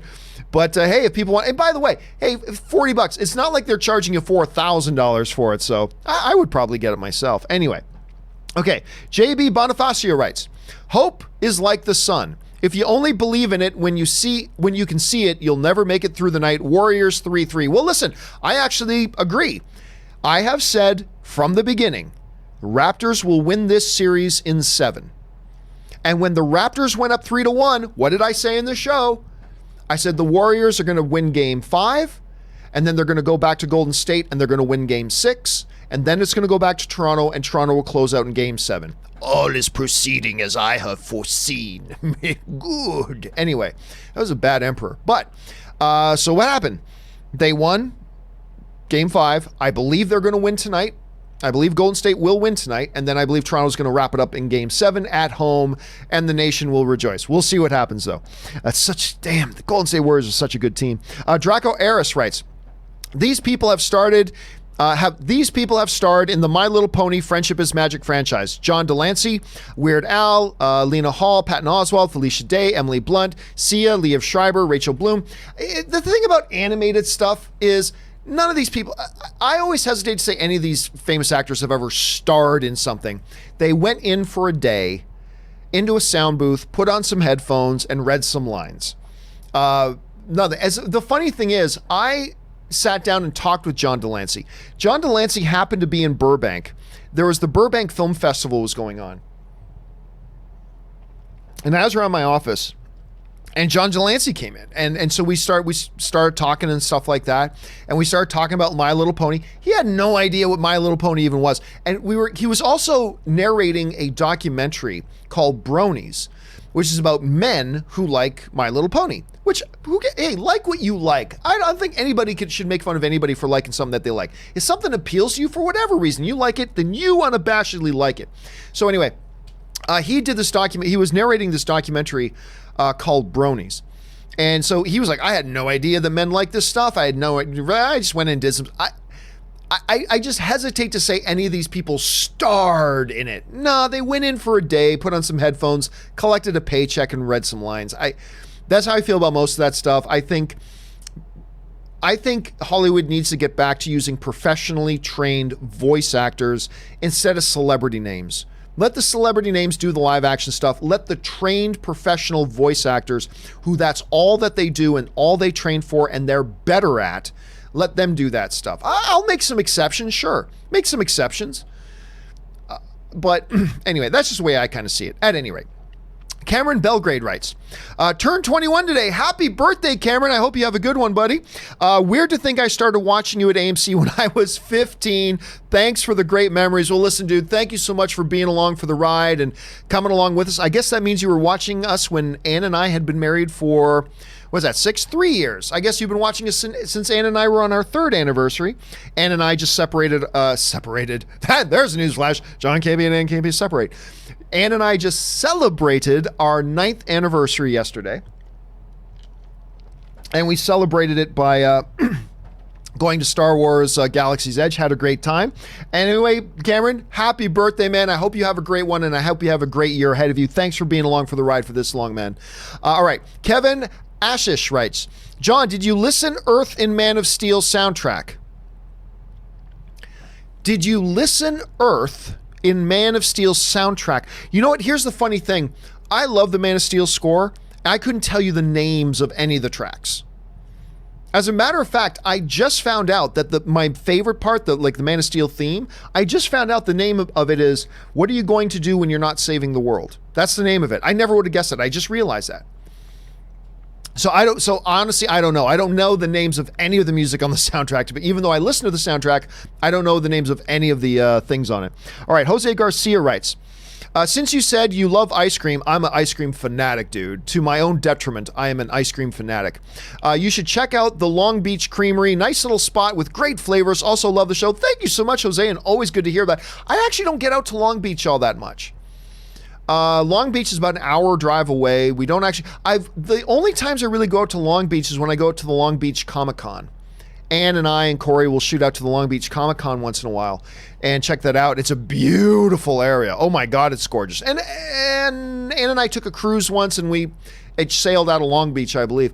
But I don't get down there much, but you damn right, I'm now going to file that away. What's it called? Long Beach Creamery. I'm going to file that away in my head. And next time I'm out there, I'm going to keep my eyes open for that. Thank you, Jose. All right, Nick writes, Sean Bean, brace yourself. The Boo Birds are coming. I don't know what that means. Schnipp writes, can't say I'm surprised by the Men in Black reviews. The trailers were eye-rolling for me at best. I didn't love the trailers, but I didn't think they were bad. But it really does just feel like it's Men in Black. I mean, we've been here. We've done that. Oh, we're going to hold up the life and flash people. And oh, we're going to pull out weapons and our car's going to turn something. It's like, okay, yeah, been there, done that, haven't we? I mean, I don't know. Look, I don't mind the trailers. I thought the trailers were okay. I like the trailers are fine. They never blew me away, but I think... Schnipp, you're probably not alone. I think there's probably a lot of people out there that saw the trailers. I could see why people would look at these trailers and think, nothing to see here. I could see why. Nothing to see here, and they probably just moved on, so Hey, it is what it is. James Bonner writes, again, I haven't seen it myself. I'm going to go see it tonight. Hopefully I'll love it. James Bonner writes, watched Crash last night. What a great film. Love the burning car scene. So powerful. Here's the problem. I'm not sure which Crash you're talking about. Now, you're talking about Crash that won Best Picture, which, by the way, I think is a great movie. A lot of people crap on that Crash film with Matt Dillon. I think it is a great movie. I really do. One of the best movies of all time? No, I wouldn't say that, but I do think it's a great movie. But then there's another one with, who is the guy who plays, James Spader. I remember before I had to look it up. James Spader. I was trying to look up The Blacklist on IMDb. Crash, there's another movie called Crash with James Spader that, what year did that come in? I cannot remember what, let me just look up the year here quick. Okay, Crash was 1996 that he was in. And I really dig it. So it had James Spader, Holly Hunter was in that as well, Rosanna Arquette, Peter McNeil. I really dig this movie. It's not a beloved film. It's not a beloved film. Not everybody likes this film, so if you go and see it, you may not like it yourself. But I really dig Crash a lot. So there's two different Crash movies, so I'm not really sure, but I like them both. So I'll just say, for either one of them, James, I'll agree. And I believe there's a burning car in both of them, so there's that. David Linian writes, have you seen Ma? I thought it was pretty solid. Yes, I did. I reviewed it on this channel. I liked Ma. I didn't think it was great, but I thought it was good. It was pretty solid. Some weak things, like I like Tate Taylor is, I just love this dude as a director. I love him as a director because he also directed Octavia Spencer in, he directed Octavia Spencer in The Help, which is like one of my favorite movies. The Help is like one of my favorite movies. Why is this happening? Oh, I know why that happened. Okay, let me try this again. There, I got to stop that. I believe Taylor directed that as well. But the thing is, teenagers were so badly written in that movie. So badly written in that movie. Octavia Spencer. Here we go. So, and look, you really can say there are some movies that people complain about saying the trailer gave everything away. Most of the time, when people say that, what I find is that the trailer did not give everything away, as a matter of fact. It's just, you took it out of context and blah, blah, blah. The trailers for Ma really do give the whole movie away for the most part. But I love Octavia Spencer. I love Tate Taylor. I still thought the movie was definitely worth watching and definitely worth seeing. And yeah, what can I say? I enjoyed it. Orange Hand writes, seems filmgoers see more car ads than actual films. I don't know what that means. Is that a reference to commercials playing in front of movies? Because if it is, I hate that, man. Oh, dude, I hate that. I hate that so much. Anyway, R Squared Games sends in a really big super chat. Thank you, R Squared. I really appreciate you supporting the channel on that level, dude. Hey, John, after 2 years, I finally did it. I followed in your footsteps. I always wanted to create a fantasy universe, so I went out and did it. It's comic series called Everborn, Prince of Arcadia, and it's out now on Amazon. First of all, let me just say, R Squared, that is great. Because here's what I'm always telling people, guys. What I'm always telling people. If there's something you want to do, don't talk about doing it. Do it. Do it. Everybody talks about, I'm going to make a movie. Well, okay, stop talking about it. Go do it. I don't have any money. You got a phone? Yeah, great. Point your phone at a couple of friends, hit record and say action. Then 2 hours later, hit stop and say cut. There, you've got a movie. That's not a real movie. It's a movie. It's a start. Everybody says they want to write a book. Stop talking about it. Write a book. Just write. Even if it turns out to be utter crap, who cares? Write. Everybody says they're going to do all this stuff. Hardly anybody actually does it. Because nobody wants to do the work to just sit down and do it. And there is nothing stopping you from making your own movie. There is nothing stopping you from writing your own book. There's nothing stopping you from creating your own comic book series. There's nothing stopping you. Do it. Maybe you don't have the resources to do it as well as you'd like, but worry about that later. Just do it. And I think that's awesome, R Squared. I think that's great that you did that. Obviously, I don't know if your thing's any good or not. I don't know. But you did it. And for that, you deserve props. And thank you for setting an example for people. Guys, if you got a dream you want to do something today that gets you closer to that dream. Shoot something, write something, do something. Too many people sit on their asses and wait for somebody else to come along and hand them something. Well, I can't do it until somebody comes and gives me an opportunity. I can't do it until... Bull. You can do something today, even if it's something small, you can do something today that moves you towards your goals and your dreams. You can do something that moves you towards your goals. Just do it. Just do it. And just like R Squared does, so for that, dude, big props to you. Congrats on that. I think that's awesome. All right. R Squared then follows up with a little super chat. Thank you, R Squared. Kevin Lewis writes, Avengers at California Disney... Let me try that. Avengers at California Adventureland with microbrewery in 2020. Well, as I talked about on our Galaxy's Edge video yesterday, we also went over and saw the under construction Marvel area. And we showed some pictures of that too. And it's looking... I can't wait. It's looking pretty good. Vlad Momot writes, Hola, I love Dark Phoenix. Good on you, man. Never felt so pumped and thrilled by the action. Never cheered so hard, even at 2012 Avengers IMAX premiere.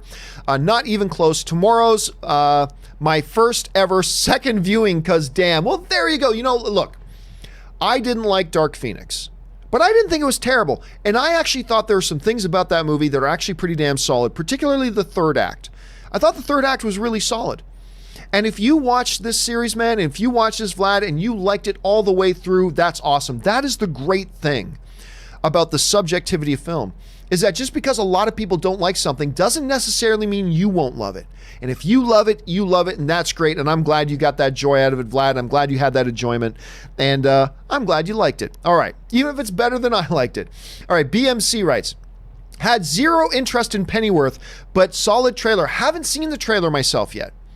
So for those of you who don't know, a network is doing a sort of Batman sort of prequel series on a young Alfred Pennyworth, and it's just going to be called Pennyworth. Now, we all laughed at the idea and rolled our eyes, including me, when they first announced it, but apparently there's a trailer out. I haven't seen it, but if it's pretty good, that's good to hear. I'm looking forward to seeing the trailer to see what they've got.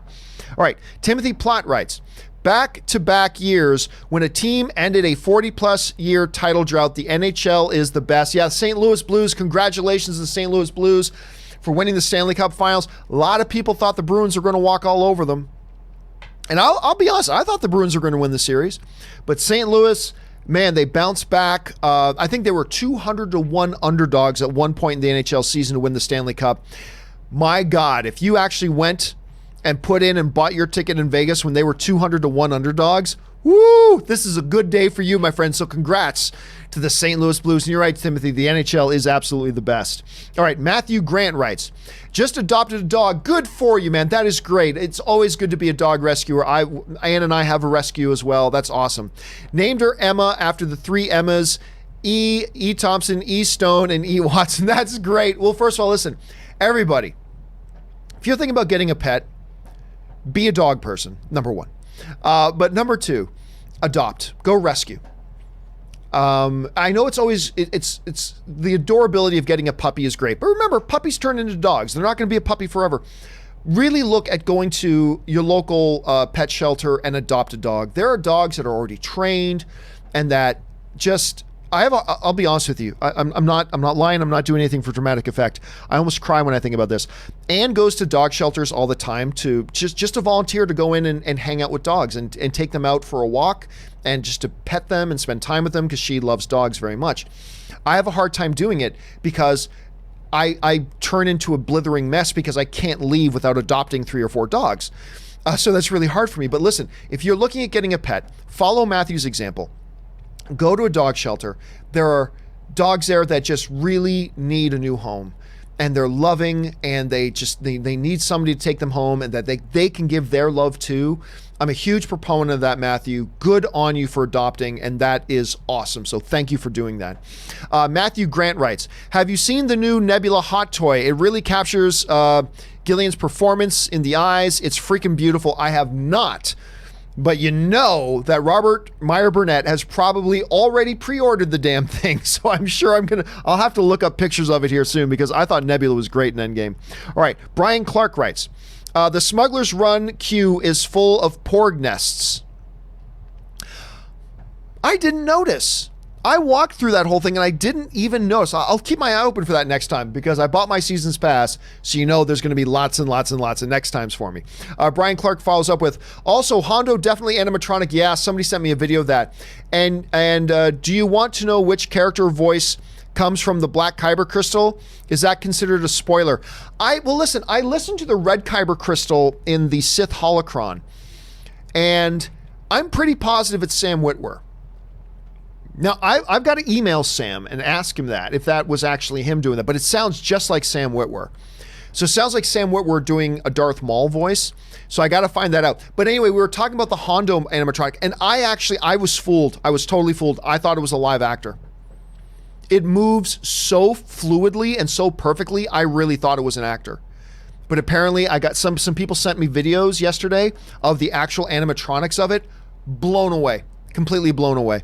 The new Ulysses Smith III writes, hey guys, do you all think it's unfair, even if understandable, that someone doesn't give a movie a chance before they see it, i.e. Toy Story, because they feel 3 was perfect, or Lion King because they feel the animated version can't be topped? By the way, go Toronto Raptors, 2019 NBA champions. Yep, I believe they're going to win the title. I just believe they're going to win it in Game 7. That being said,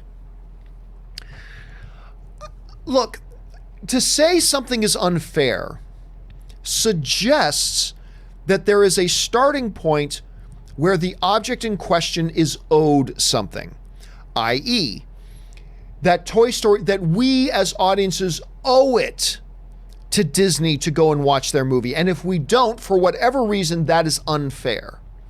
We owe it to Disney to go and watch the new Lion King movie. And if we don't, then that is unfair for whatever reason. I don't believe in that because I don't believe we owe the studios anything. We can go and watch a movie for whatever reason we want based on whatever criteria we want.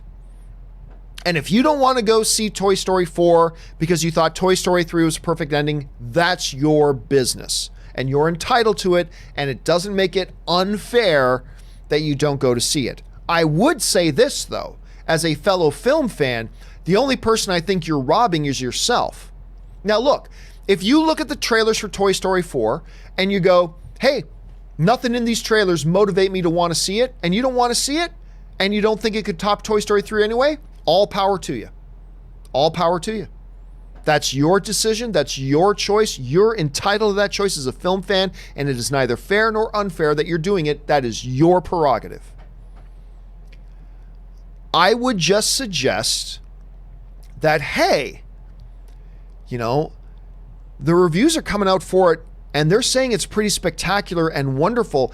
And if you start hearing your own friends coming back from the movies as well, and they're all saying this movie is amazing and incredible, then maybe you might be doing yourself a disservice by not checking it out. But it's not unfair. If we're just dealing with semantics here, but even semantically, it's not unfair because saying that it's unfair suggests that we owe the studio something, that we're obligated to go check it out. And by not going, we're being unfair. So no, I don't think it's unfair, but I do think we might be robbing ourselves. And I think people may be robbing themselves if they kind of dig in their heels. But hey, again, that's our individual prerogative as film fans. At least that's how I feel about it. Good question though, dude. That's a great topic to bring up. All right, Eric Struwe writes, the snap must have really been hard on Hollywood. They would have had to cancel everything and then likely uncanceled when everyone came back. Yep. I think that's a good thing to bring up, Eric. I don't think we think about the poor Hollywood film industry, what happened to the film industry during the snap. Because imagine, you're trying to make the new Star Trek film, and all of a sudden half your cast and crew disappear and aren't on the earth anymore. You got to cancel everything. And then the unsnapping happens. Time to put it all back on. Imagine what then again, the whole world would have shut down. Interesting thought, Eric. Robert Tari writes, with the hype building and positive reviews, Do you think the odds of Toy Story 4 hitting 200 million opening weekend are better now than a few weeks ago? Well, okay, I'll say this, Robert. I'll say this. With the huge reviews coming out, are the odds better that it's going to make 200 million opening weekend? Yes, the odds are better. But better doesn't mean that they're good. I would have said before the reviews came out, I would have said that Toy Story 4 had a 25% chance of making 200 million opening weekend. Before the reviews came out, I would have said 25%. Now that the reviews are actually out, I would say maybe there's a 30% chance. Still very unlikely. It's a 3-to-1 underdog that I think that'll make, because remember, Toy Story 3 made 110. You're talking about it nearly doubling Toy Story 3's opening weekend. And I still don't think it's going to happen. But are the odds better? Yes, definitely. The odds are better. Big, huge positive reviews always increase your chances. But increase doesn't mean it increased it so much that it became a probability. I still think it's unlikely that Toy Story 4 makes 200 million. If it does, that's awesome. That's great. I'll celebrate. But I still think it's unlikely that it's going to happen. But yes, the odds are better now than they were before. Just still not good enough, in my opinion. All right, Film Chris writes, saw Whiplash for the first time. Good on you. Loved it so much. Listen, seriously, Damien Chazelle directing, J.K. Simmons winning his Academy Award for that as well. Terrific performances all the way around in that film, by the way. It's a terrific movie. It's powerful. It's wonderful. And it's great. And I'm glad you had a chance to finally watch it, Film Chris. All right. If you guys haven't seen Whiplash, you really got to get on that and watch it. Film Chris follows up with, yesterday I got home from work to see my parents watching The Silence on Netflix. I just took the controller and turned on A Quiet Place instead. Which one is The Silence? I can't remember off the top of my head. Because I'm thinking of the movie Silence, not The Silence. Which one is The Silence? The Silence is the 2019 film with Stanley Tucci. I'm guessing that one was a straight to video. Oh, that was a straight to Netflix one. I never saw it. And it looks like the fan and critic responses weren't very good on it. So good call, Film Chris. Take charge. Friends don't let friends watch The Silence instead of A Quiet Place. I've never seen The Silence, so I don't know. I'm just being facetious, but good on you. All right. Josie C. Diaz writes, Crisis schedule is 5 episodes that will span 2 quarters. Interesting. I haven't been paying attention to what's coming up with the new CW Crisis storyline, other than the fact that I'm looking forward to seeing it. But it's interesting that they're going to span it over 2 quarters of the season. That's fascinating to hear. Thanks for sharing that, Josie. All right, Logan Tamlin writes, how will Spider-Man Far From Home's opening weekend work since it opens on a Tuesday? It's really simple. They'll have the opening weekend will count from Thursday night to Sunday. That's it. The money it makes on Tuesday and Wednesday and the first part of Thursday, that'll all count towards its overall box office. But if we've answered this before, its official opening weekend number will still just be the money it makes on the weekend, not those extra days. The extra days will still count to the overall box office, but as far as the actual weekend box office goes, it's only going to count the weekend's numbers. The Darman writes, the only reason Avatar will still be ahead of Endgame is because of its re-release, so why not? It gained $34 million from that re-release. Well, first of all, again, Darman, you want to play that game? Then simple. Then the Avatar fans will say, well, the only reason Avengers Endgame is anywhere close to Avatar is because you're not taking inflation into consideration. So, by the way, even if you don't count that, I believe it was 32, not 34, but whatever. Maybe you're right, maybe I'm wrong. It's close. It's super close, our 2 numbers.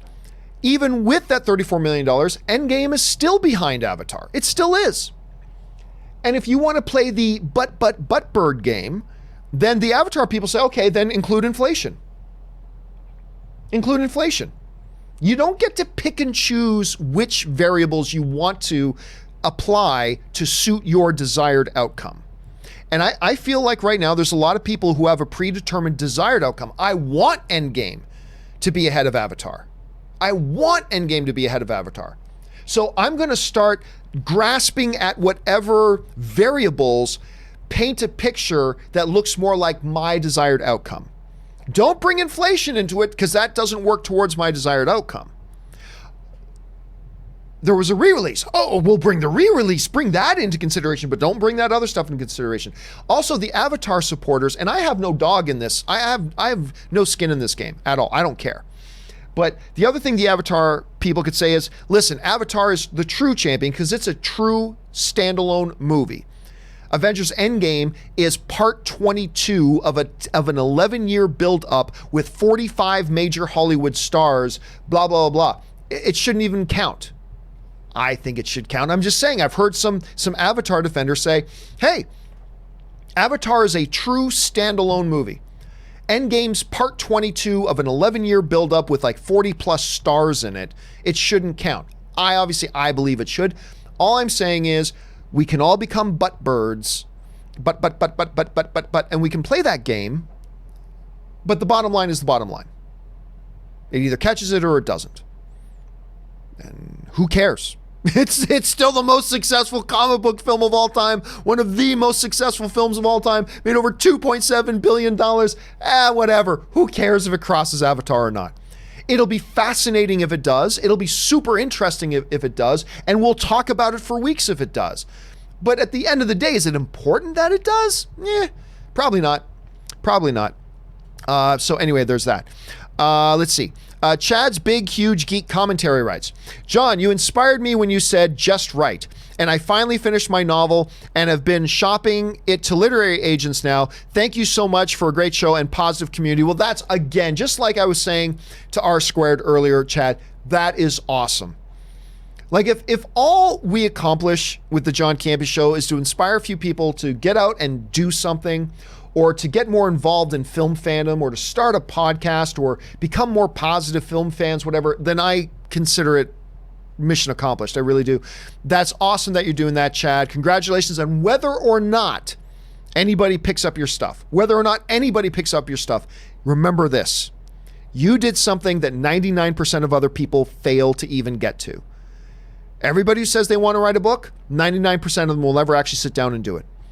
And regardless if anybody takes any interest in it or if anybody reads it, it doesn't matter. You did something that 99% of the others didn't do. And always hang on to that and let it inspire you to get better and maybe do another one at some point. So good on you, Chad. All right. Suthius writes, hey, Mr. C, to what if or not to what if? That is the question. The eternal struggle here on the John Campea Show, ladies and gentlemen, as illustrated by Suthius. Agnes Boyas just sends in a super chat. Thank you so much, Agnes, for supporting the channel, dude. Ryan Lohner writes, adorable how Lucifer thought we'd be surprised at Charlotte's return after Tricia Helfer was still in the main cast credits for season 3. Man, let me read that again. Adorable how Lucifer thought we'd be surprised at Charlotte's return after Tricia Helfer was still in the main cast credits for season 3. I'm not quite sure what it is you're getting at, Ryan. I don't know if we were surprised or anything. I don't know if we were intended to be surprised. Just because the characters are meant to be surprised doesn't mean we were meant to be surprised. Again, but I'm probably missing your point, which I do sometimes. So I apologize about that, Ryan. But I love Lucifer. All right. Agustin Boyas writes, hey, John, saw your show yesterday. Oh, the one where we talked about Galaxy's Edge. Great. Thank you for watching that, man. Glad you enjoyed Galaxy's Edge. You have a beautiful wife. I really do. Congrats. What are your thoughts on the new Chucky movie? Love your show. Well, I haven't seen the new Chucky movie. So let's be real clear about that. I have not seen the new Chucky movie. So I can't say a whole hell of a lot about that. Other than this, I'm not a big Child's Play fan. I admit, I'm not. I'm not a big Child's Play fan. That being said, I think the trailers for Child's Play have actually been pretty damn good. And as somebody who is not into Child's Play, and as somebody who does not get excited by the notion of Child's Play, for a trailer to come out and go, wow, I'm actually interested in seeing this movie, that says a lot. Now, I don't know if the movie's going to be any good or not. Certainly, I'm intrigued a lot by the fact that Mark Hamill's going to be doing the voice. That's not going to make the movie good or bad, but it certainly increases my interest in it. All I can say is that I'm pretty stoked to see the movie. I'm pretty stoked to see it. Even though I've never really been all that stoked about a lot of the other Child's Play movies, this one's got me interested. So let's see how it turns out. Fingers crossed. And thank you for the kind words, man. I appreciate that, dude. All right. Ace Mage, I like that name, writes, time to remake Toy Soldiers. You know, it's funny because that's been brought up before. The problem is I don't know that Toy Soldiers has any kind of a real nostalgia factor with most people.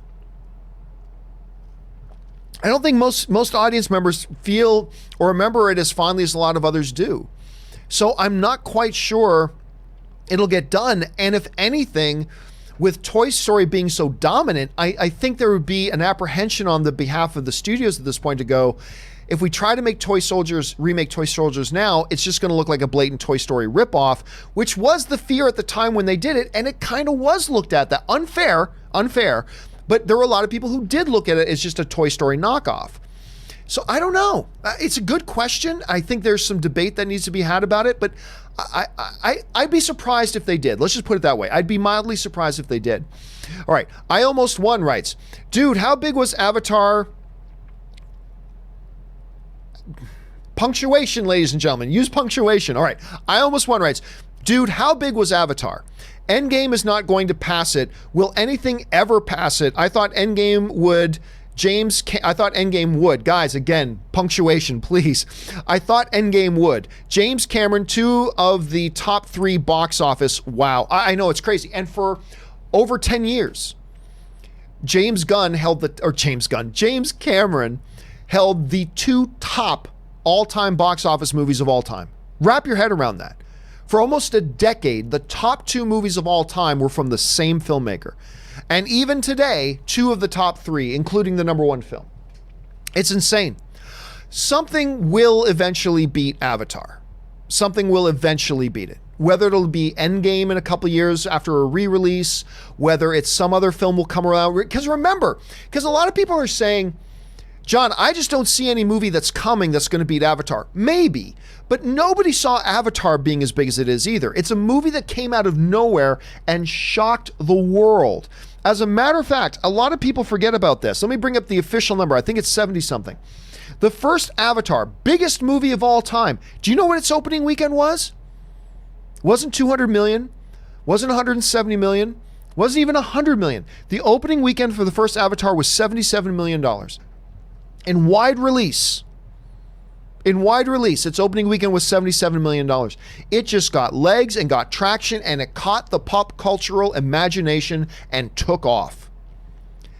And I believe at any time, another movie could come along that we didn't see coming, that we didn't realize it was going to be this big.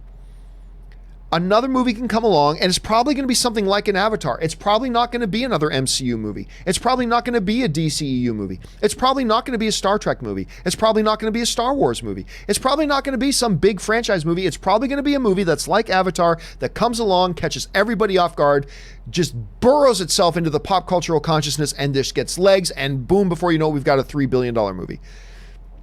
It'll probably be something like that. It really does put into perspective just how huge that really is. It's crazy. And the fact that Endgame got so close to it is crazy. And who knows, it still might pass it. It still might. It's not looking like it will, but it still might. All right. Sheepdog 117 writes, have been playing D&D for a while now. What is you recommendations for the most optimal D&D gaming? Do you recommend minis, grid, maps, or any guides? I'll be honest with you, Sheepdog. I played with miniatures. I'm not a miniatures guy. I'm really not. Now, you could say we sort of do miniatures because the way our D&D group plays, we have our DM, who is Anne. My wife is actually our dungeon master. Anne, she connects one of her laptops to our giant TV, and she reveals the maps and she moves our characters around on it. So it's kind of like we're using miniatures, but not really. So I think the best way to do it is the way that we're currently doing it, which I'm having the most fun with, which is have the DM have a visual for you to do without needing it to be physical. But that wouldn't necessarily work for everybody. I am more old school. I love paper, pencil, dice, and imagination. I like paper, pencil, dice, and imagination. But there are a lot of D&D players I know that love playing with physical maps and physical miniatures and all that kind of stuff, and that's awesome. I gotta admit, that's never really been my thing. I'm more into just paper, pencil, dice, go. That's kind of my thing with that. But we do use a monitor and it works really well for us. Orange Hand writes, "Sir, the butts are loose. One of the great moments of this season of Suicide Squad." Guys, listen to Orange Hand. Go and check out that show, dudes. The Nerdy Hater writes, I like that name. The Nerdy Hater writes, "With Hondo's increasing presence in various media and his important role in Galaxy's Edge, do you think they're gearing him up for his live action debut soon, especially with that amazing animatronic?" I don't know.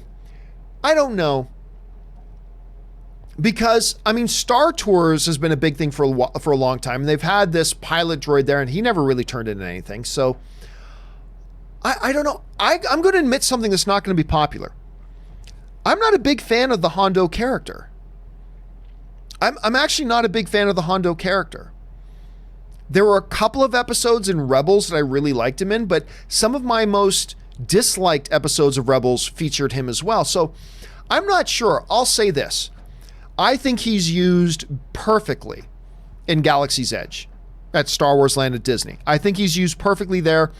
I don't know. It's an interesting question then. They might want to segue the popularity of one to feed off the other, so maybe, but I don't know. I'll have to see. I'll have to wait and see. Brandon Wilson writes, "Tomato meter isn't king. Watched Rebel in the Ride, JD Slanger film with 28%, not flawless, but enjoyable. Maybe it's just because I'm an aspiring author." Well, no, listen. This is what everybody misunderstands about tomato readings. Rotten Tomatoes doesn't give anything a score.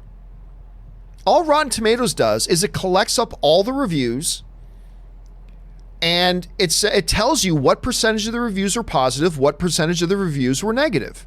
That's all Rotten Tomatoes tells you. It is a quantifiable number that says, hey, this is how many of the film critics out there liked the movie. This is how many disliked it. And if you get 100 reviews on something, a 28% means, hey, 28 of the film critics liked it, 72 didn't, but 28 did. That means there's a 28% chance you're going to be one of those 28 that you would have liked it too. A Rotten Tomatoes number does not guarantee you will or will not like anything. All it tells you is that, hey, out of all these film critics who are radically different from each other, some 70-year-old film critics, some 20-year-old film critics, some white film critics, some black film critics, some newspaper film critics, some blogging news film critics, blah, blah, all complete, some film critics who love comic book movies, some film critics who love all westerns, from this vastly different bunch of people that we call film critics. This percentage of them liked it. That's all the Rotten Tomatoes number is. That's all it is. Nothing is king. Look, a movie can come out with a 98%. That doesn't guarantee you're going to like it. It means not even all the critics liked it. Some of them didn't, right? Rotten Tomatoes is nothing but a reference point. It's not king, never should be thought of as king, but it is a reference point that does bring some interesting data into the conversation. That's all it is. It's not king, it's not queen, because even at a 28% movie, that means that 28% of the critics liked it. So it's you're right, it's not king, but it is. See, some people look at Rotten Tomatoes in an either black or white scenario. It either means everything or it means nothing, and neither is true. It means something. It does. And it's worthy to bring up into conversation, and it's worthy to take as one piece of information into our considerations when talking about a movie. But it is not everything. It's still just one piece of the consideration. It's still just one part of the discussion. There's other parts to be taken into consideration as well. And too many people look at Rotten Tomatoes, and instead of just seeing it as a valuable resource for film fans for the sake of our discussion, they look at it as it either means everything and it's definitive, which it's not, or it means absolutely nothing, which is totally not true either. The truth is somewhere in between, and that's why I always think it's kind of a valuable tool and a good resource and a good reference. But it's a tool, it's a resource, it's a reference, it's not everything. And I think a lot of people still don't quite understand what Rotten Tomatoes is or what it represents. But anyway, that's just kind of my thoughts on that. So it's a good observation, Brandon. All right, J Meister 25 writes, Clint seeing the Soul Stone was proof that his relationship with Nat went quote unquote beyond friendship, beyond family, as Guinan from The Next Generation said about Picard. Well, I don't know.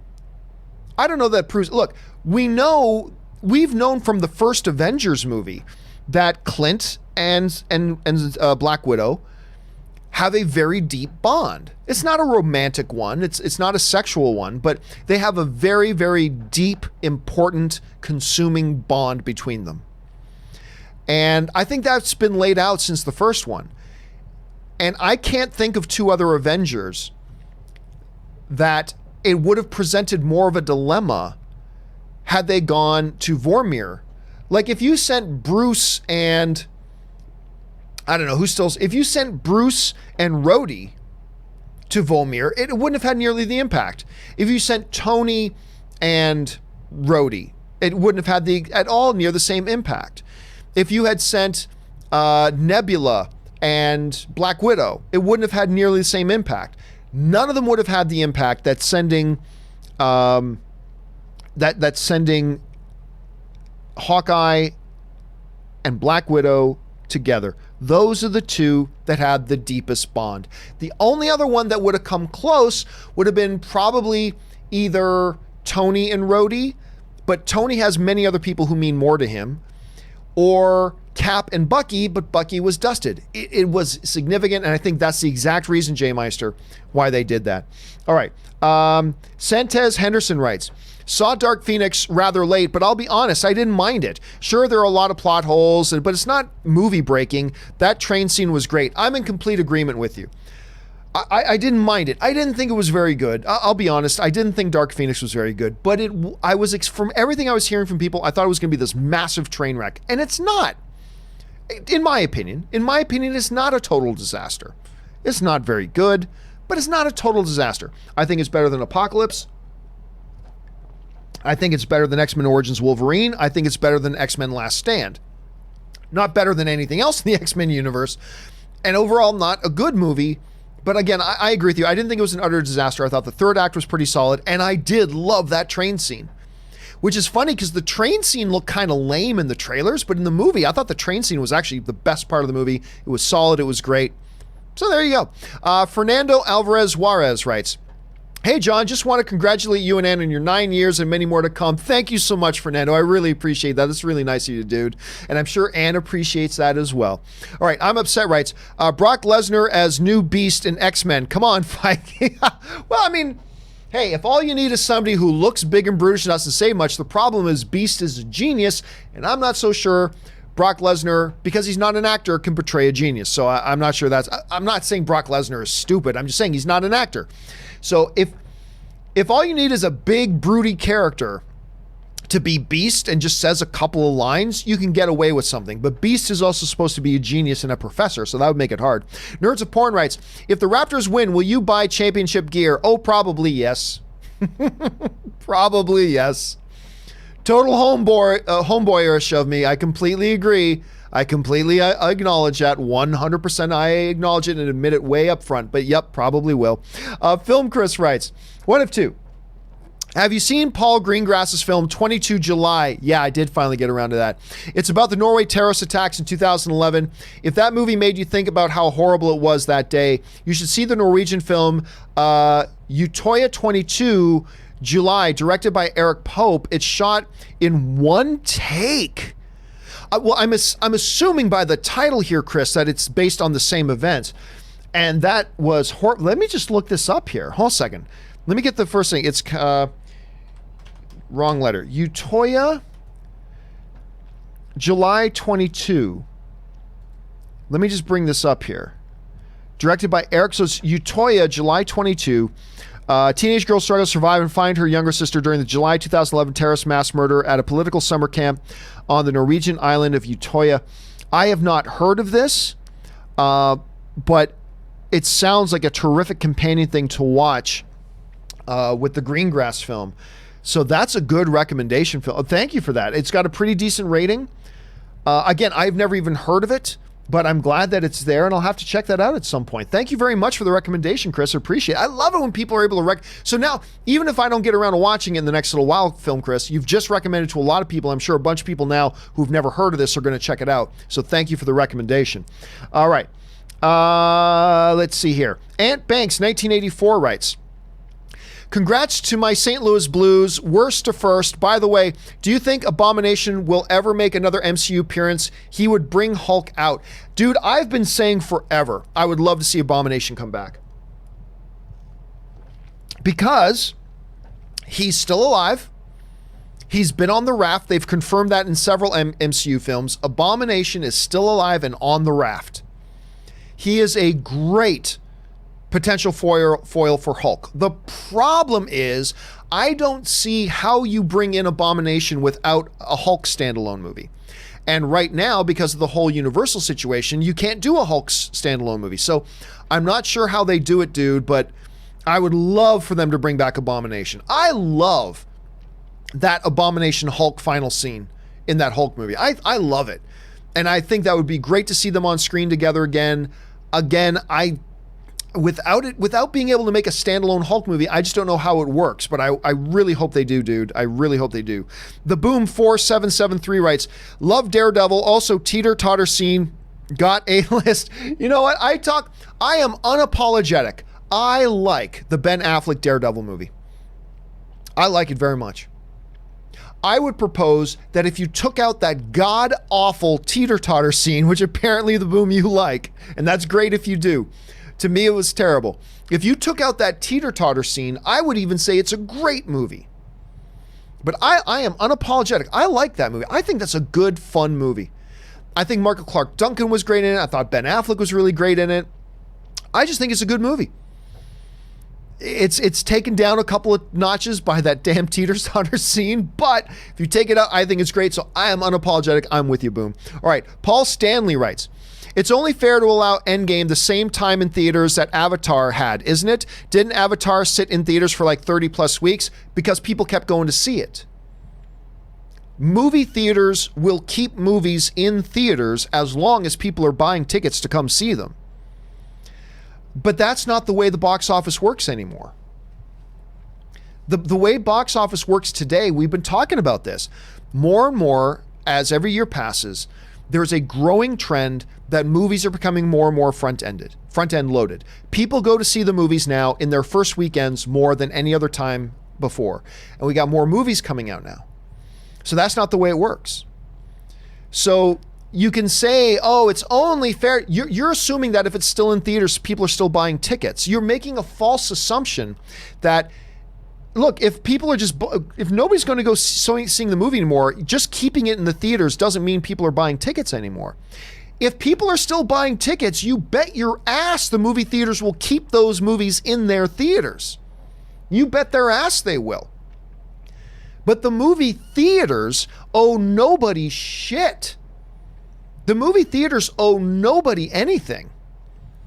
They don't owe it to Disney or to anybody to just, well, we're not making any money. We're selling like 2 tickets to a screening of Endgame now, but we'll just keep it in there to be fair. That's not how it works. They're going to take that movie out of their theaters and let another movie go in that's going to get 20 people in to watch it or 200 people in to watch it. That's how the business works.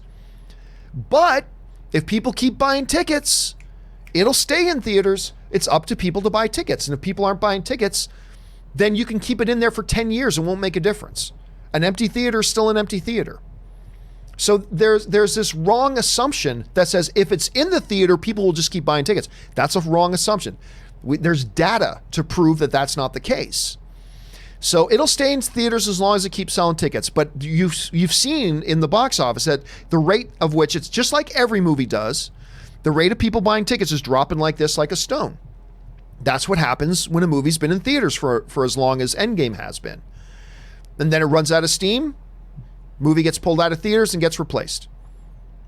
If people keep going to see it like crazy, like they did with Avatar, then it'll stay in theaters. But anyway, so no. And by the way, then you're going to say you get the butt birds out. But. I mean, okay, fine.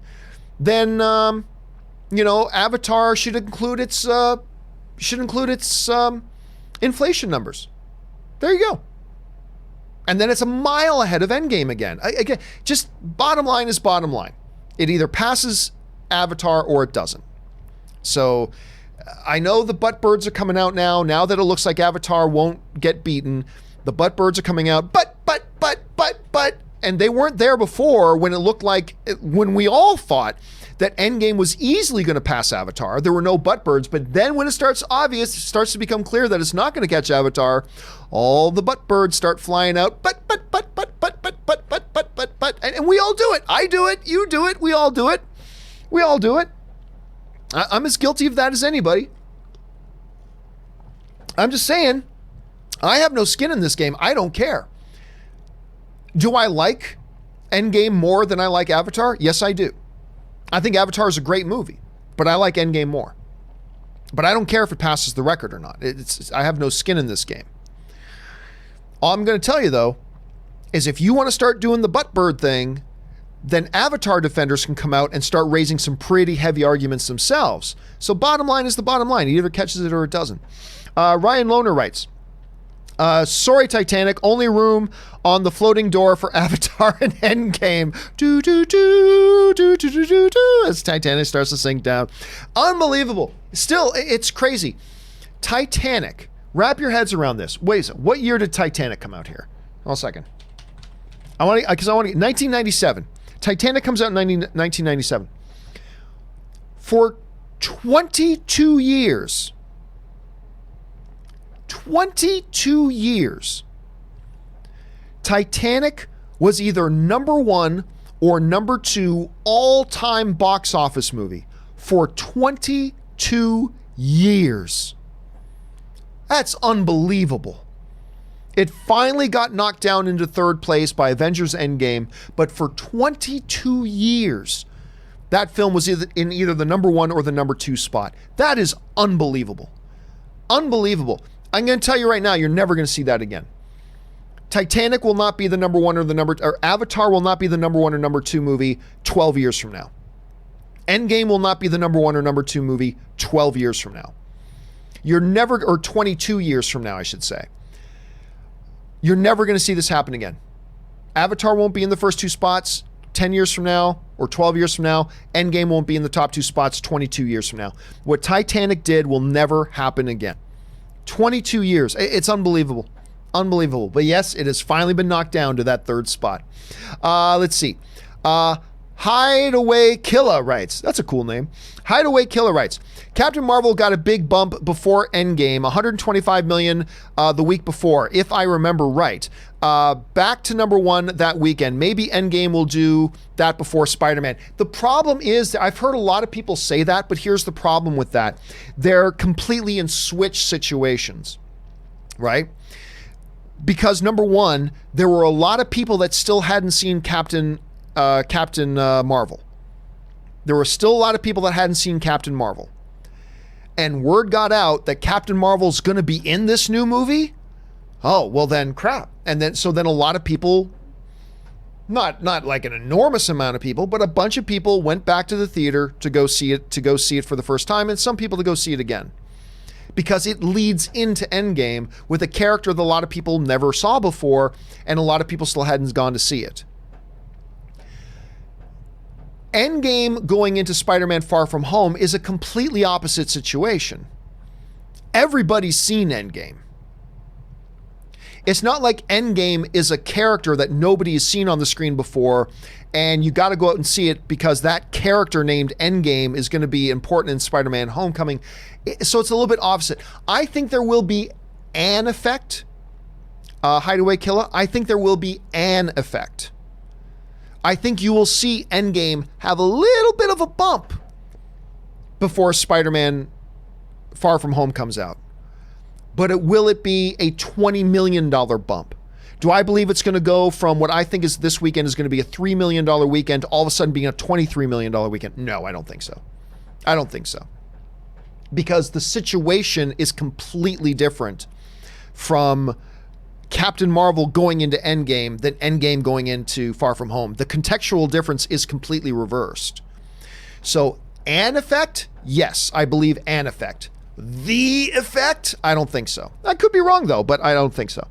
All right, George Morris sends in a super chat. Thank you, George. Jason Dolan writes, Disney will likely re-release Avatar ahead of Avatar 2. Again, even if it does, I don't see the point. Everybody's got it. Anybody who's interested in Avatar 2 can now sit at home, click 2 buttons, and be watching it at home. Unlike back when Avatar had its initial re-release, that wasn't the way it was today. So I'm not sure that that's true. And if they do, I'm not really sure how much of an impact it would actually have. Santez Henderson, by the way, and I'm looking at this number on my screen right now. I said before, I think Jurassic World might have been the biggest re-release ever. I think the actual biggest re-release, now that I'm looking up here, was actually Lion King, which was re-released after like 20 years, again, with the whole contextual thing. And I think it made like over 90 million as a re-release. But again, it was a film that hadn't been seen in 20 years. They re-released it, and I think they did it in 3D to give it a totally different thing, so a different experience. So I think that one is up there too. But I'm just catching that now. But there you have it. Again, it would be a totally different situation than what Endgame would be now. All right.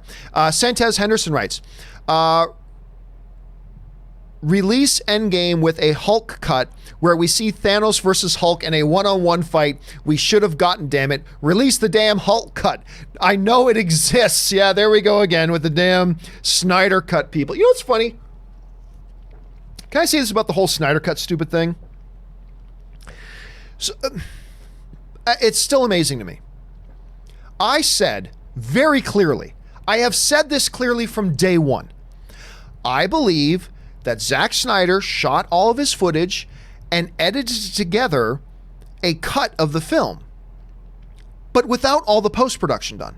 I don't believe a fully post-production, completely finished, ready to be released version of Zack Snyder's exists. And I'm pretty positive it doesn't. Where all the visual effects, all the color correction, all the sound design, all the musical scoring, everything, all post-production done, ready to be released. Like all Warner Brothers has to do is hit the button and release it. That doesn't exist. I believe a cut of the movie exists. Absolutely, I do. I believe he shot the footage, cut it together, all that kind of stuff. I completely believe that exists. And everything. So basically, what's been happening now is I'm getting, and I'm sorry, but this is idiotic. I'm getting these idiotic messages sent to me saying, John, the Snyder cut does exist. Look, this person is saying that Zack cut together a movie and has it edited together. Yeah? I've been saying forever that I believe that exists. But I do not believe a completed project that Warner Brothers can just release exists.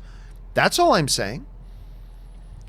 And then I'm getting people writing to me, John, what do you think they showed to the WB executives? I think they showed his cut of the movie that didn't have all the expensive post-production yet done on the film. Maybe some of it was, whatever, but I think that's what he showed them a year and a half before the movie came out. I believe that exists. I 100%, I'm with you on that. I believe that exists. All I'm saying, and all I have ever been saying, and what I made very, very clear that all I'm saying is, people are saying Warner Brothers should release the Snyder cut, and all I'm saying is I do not believe a cut of the film that is ready to be released exists. With all the expensive post-production, all the expensive visual effects, all the final color correction, all the final musical scoring, all the everything completed, done, finished with a bow on it, totally complete and ready to be released. That's all I've said from day one that I don't think exists. I think Snyder shot all of his footage. I think he cut together, in Snyder's own words, several cuts of the film. I think he's got several cuts of it that he's edited together, and I'm totally with you that exists. What I've seen no evidence of is that a fully post-production completed full version of the movie exists that Warner Brothers can just hit a button and release. There's been no evidence that exists. And I'm totally cool if it does. That's awesome if it does. But there's been no evidence. So basically what's been happening is, I believe that there are 2 apples in that bag, but I do not believe there's a watermelon in that bag. So I believe there are 2 apples in that bag, but I do not believe there is a watermelon in that bag. And then have a bunch of people yell at me, John, look over here. I have proof that there are 2 apples in the bag. Look, this guy says there are 2 apples in the bag. Look, this guy says there are 2 apples in the bag. Why don't you believe there are 2 apples in the bag? And I'm like, idiots. I've said, I believe there are 2 apples in the bag. I just don't think there's a watermelon in that bag. Why are you yelling at me that there are 2 apples in the bag? I agree there are 2 frickin' apples in the bag. I've been saying that all along. I agree there are 2 apples in the bag. But John, don't you know there are 2 apples in the bag? What, am I taking crazy pills? I have been saying ad nauseum, I believe there are 2 apples in the bag. I am simply saying I don't believe there's a watermelon in the bag. I believe Snyder shot and edited together several cuts of his movie. I believe that exists. I acknowledge that exists. I don't know for sure if it does, but I believe it does. I'm with you on that. I'm totally with you on that. The only thing I have ever been saying that everybody's dodging the question, does a ready-to-be released version with all visual effects, all post-production, all color correction, all sound scoring, all ADR, all everything is completely done and ready to be released, and I don't believe there's ever been any evidence or any proof that such a ready-to-be released version of the movie exists. Well, John, you don't know anything because clearly there are 2 apples in the bag. I fucking said there are 2 apples in the fucking bag! It's just crazy how much people are dodging the issue. They're dodging the issue. John, there are 2 apples in the bag. I know there are 2 apples in the bag. I've been saying there's 2 apples in the bag. I agree with you that there are 2 apples in the bag. You don't have to win me over. I'm already won over. There are 2 apples in the bag, but there's not a watermelon. That's all I'm saying. Can you tell it's getting me frustrated? And maybe there's just people who just want to see me get frustrated, which good on you, you win if you want to see me. I'm getting frustrated the whole damn thing. Anyway, Suthius writes, just watched Rim of the World on Netflix. Not that good. Afterwards, I realized it was directed by McGee, and I said to myself, oh, that's why. I have not seen Rim of the World, so I don't know. Again, he's done some things that I really quite enjoy, particularly that first Charlie's Angels movie. But I haven't seen Rim of the World. But I gotta say, I am curious about it. But you're saying it's not that good. And to be honest, I haven't heard overly glowing things about it either. James Dolan writes, Ant-Man 3 should add another main character like Hawkeye. Well, I mean, right now there is no Ant-Man 3. And I don't know. I don't think every MCU movie has to have 6 other MCU characters. What's wrong with just having a standalone movie? Or what's wrong with just focusing on Ant-Man and Wasp? Not everything has to be a big team-up movie. So, I mean, but then again, Jason, we can debate it all we want. The point is probably moot because I don't think they're going to make a third one, but I hope they do. And then I hope that little debate becomes a real issue. Matsiv Jada writes, big jump. Sorry. Where'd Matsiv go? There he is. Matsiv Jada writes, YouTube reviewers are being positive on Men in Black International. Well, time out, Matsiv. What, the 3 YouTube viewers you watch are positive on it? When you say YouTube reviewers, which ones? I can point out to a lot of YouTube reviewers that don't like it. I actually watched a few of their reviews that don't like it. But as of right now, let me bring it up again. Right now. Right now, I'm going to bring this up on the screen, and I'm going to do a refresh right now. Here we go. Maybe it'll still be at 110 because it doesn't update for a bit. Okay, so, hey, look, 1 out of every 4, a little bit more than 1 out of every 4 are going to like it or are liking it. So out of 110, that probably means there's probably about 30 critics that like it. And I'm sure a couple of them are YouTube critics. But it just be very careful about making generalized statements saying, oh, the YouTube critics like it. Well, no, there's probably a couple that you watch that liked it, but I've seen a couple that don't. So you got to just be careful when using general terms like that. Chris Feldman, and I haven't seen it yet myself. Hopefully I like it too, because I like everybody involved with it, but we'll see. All right, Chris Feldman writes, was the 1997 re-release of Star Wars Special Edition considered a new film? I thought that made over $100 million as a re-release. That's a good question, because the Special Edition really was very different. let me bring that up. Because it essentially, it changed so much about the movie. Like, the Star Wars movie, when the special edition came out, it really was a different thing. It really, really was a different thing. So the special edition, there was a reissue, right? The reissue in 1982, about 5 years after it came out, made an additional $15.5 million. The Star Wars special edition made 138. But again, because it was so fundamentally different than the original film, it's not like they just took the movie and made the image. I mean, they fundamentally changed a bunch of stuff in the movie that made it essentially a different picture. And again, keep in mind, it came out 20 years after the original. I kind of count it as a different film. Now, we might just be arguing over semantics here. It might just be an argument of semantics. I concede that. I fully concede that. Maybe it is. But since you're asking me, I kind of consider it like a different experience because it was a new experience. And they marketed it as such. Come see a different Star Wars than you've ever seen before. See Star Wars again for the first time. I remember that was used in a lot of the marketing. Come see Star Wars again for the first time. Like, it was really a different kind of thing. So I personally consider it like a completely different movie. And I think amongst a lot of fans, and again, I admit we might just be talking about semantics here, but I think even amongst a lot of fans, people consider the original Star Wars and the Star Wars Special Edition, we talk about them like two separate movies. Maybe we shouldn't, and maybe it's not, but I kind of consider it that way, and I think a lot of other people do. But again, it might just be a matter of semantics. Let's see here. Nick B writes, Star Wars Celebration scheduled August 2020. Yes, it is. I'll probably go to it because I don't have to travel for it. It's just in Anaheim, like an hour and 20-minute drive up the road for me, so it's not a big deal. I'll probably be at that one.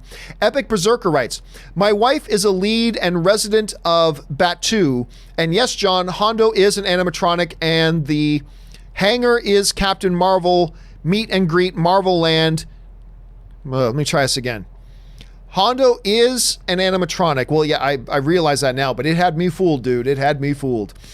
And the hangar is Captain Marvel, meet and greet Marvel Land, next to Guardians of the Galaxy. Well, I'm not quite sure what it is you're saying there, but I did see the whole thing under construction. It looks impressive. It looks great. If your wife gets to be there, that is really, really cool that she gets to work there.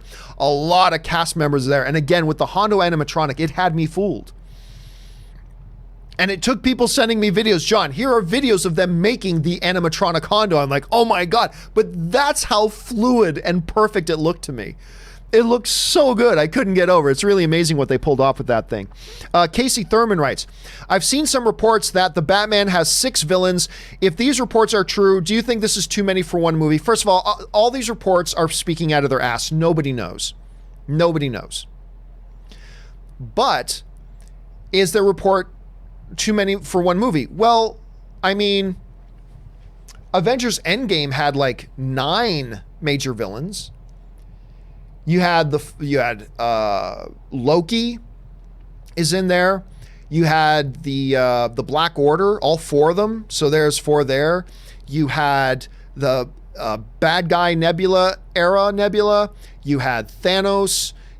So was that too many? Look, even if they end up coming out and saying this movie has 5 villains, well, that doesn't mean there's 5 villains who are going to get equal attention. They're all going to get 15 minutes of screen time, and they're all going to be important. I mean, it could mean anything. Look at the first X-Men movie. The first X-Men movie had 4 or 5 villains, from Toad, Sabretooth, Magneto, and others. I mean, but it's fine, right? Days of Future Past has 4, 5, 6 villains. It's fine. It all depends on how they're used. It doesn't matter if a movie has 1 villain or if they say they have 9. It all depends on how they're used. That's the bottom line. They can be used in such a way that it divides up the screen time too much, or it can be used in such a way that it perfectly fits and works fine. So number 1, I wouldn't listen to any of these reports anyway because nobody knows. But number 2, even if it does end up being that many, I don't think it means anything good or bad. You just wait to see the movie to see how they're used, because a lot of movies have multiple villains. Just because that doesn't mean they have 8 main villains. Maybe a couple of villains are just a minor part in the movie, but they're there. So that might not affect the movie at all. So I wouldn't worry about it one way or the other, Casey, to be honest with you. I think let's just wait and see. I don't think if they announce they have 20 villains, if that's a good thing or a bad thing. It all depends on how it works out in the movie and how they used it in the movie. All right, Nick B writes, tickets go on sale on the 21st of this month. I would love to know which movie we're talking about, Nick. Senior Eric writes, yesterday felt off without the John Campea Show. Oh, well, thank you. Again, we didn't have one because we were off at Star Wars Galaxy Edge, but it's good to be back, Eric, and thank you for saying so. All right, Benjamin Atwater writes, thoughts on Peter Jackson, They Shall Not Grow Old. I was way late to that party. It's fantastic. If you haven't seen it yet, check it out. It's wonderful. Epic Berserker writes, thanks for your recommendation for Chernobyl. Had to get the free week on HBO. Now binge the entire show. It's amazing. Dude, I've run out of words to use to describe Chernobyl. I've simply run out of words. I mean, I've basically said everything about Chernobyl that can be said. It's remarkable. It's fantastic. If you guys haven't been on it yet, follow Epic Berserker's example. Get on it. Check it out. It is phenomenal. Beastmaster writes, Hurt is from the Nine Inch Nails. Cash covered it. Yes, that's why I said the Johnny Cash version of it. Johnny Cash's version of it. I hurt myself today. Anyway, Suthius writes, I think it's okay if you don't do a weekly hero. You already talk about comic superhero topics every day on the main show. You work too hard anyways. No, we definitely want to do a weekly hero. It's just, and Robert and I have talked about the good time to bring it back. We actually think we're going to bring it back this month. Again, I don't want to make any guarantees, but Weekly Hero is coming back. I'm just not sure when, but probably within the next couple of weeks, we're going to bring it back and just kind of bring up the biggest superhero news, talk about some topics that maybe aren't news topics that we wouldn't talk about on the John Campea Show. I just think it's great to have one weekly kind of roundup on the genre. And we love doing it. And I love doing things that I love to do. So it's coming back. Casey Thurman writes, did you see the Pennyworth trailer? I have not seen it yet, but somebody else already mentioned that it looks pretty good. So I'm looking forward to checking it out. Suthius writes, I miss the days where you guys would do spoiler reviews of movies right in the lobby of a cinema immediately after seeing it. Good times. Yeah, I mean, the problem is I've kind of gained a philosophy that I shouldn't put out spoiler stuff the day a movie comes out, you know? And really, most of those videos that I would do from the lobby of a theater wouldn't be spoiler reviews. A lot of times those reviews were just straight up regular reviews, not spoiler reviews per se. But I really believe in waiting for a couple of days after the movie opens to do a spoiler review. So, but that's an evolved philosophy. It wasn't always that way. It's just kind of evolved into that. James Bonner writes, Crash with Matt Dillon. Oh, the one you're talking about, the one that won Best Picture at the Academy Awards. Okay, now I know which one you're talking about. They're both great though, James, but now I know the one you're talking about. Nerds of Porn writes, let's see. Reason studios are holding movie reviews is because of today's social media / a Rotten Tomatoes score type world we live in today. Everything has to be 10 out of 10, like you say. No, because I think even if you're going to get a 7 out of 10, they want the word of mouth out. If they think things are going to be positive. It is, like I said before, I'm not going to go into the rant again, but it is bad faith for you not to put that out. If it's good, it's good. If you believe in it, believe in it. And if you don't, at least act like you do, because I think it's bad faith not to put that out. Sharon Carter writes, what's your thoughts on The Crow 1994, and why would they allow actual bullets on set? R.I.P. Brandon Lee. Well, if the thing is, I can't go into it all in depth. If I'm not mistaken, it wasn't a real bullet. It was like some kind of a blank bullet, but done a certain way. If it wasn't like a real regular bullet, I believe. I like the original 1994 Crow. I'm not going to lie and pretend like I know it's the cool thing to say. It's the greatest thing ever. I like The Crow. I think it's good. But, you know, it's not in my top 100 films of all time or anything like that. I think it's a good movie and I enjoyed it and all that kind of stuff. But, you know, it doesn't sit on a big pedestal for me. It's a good movie.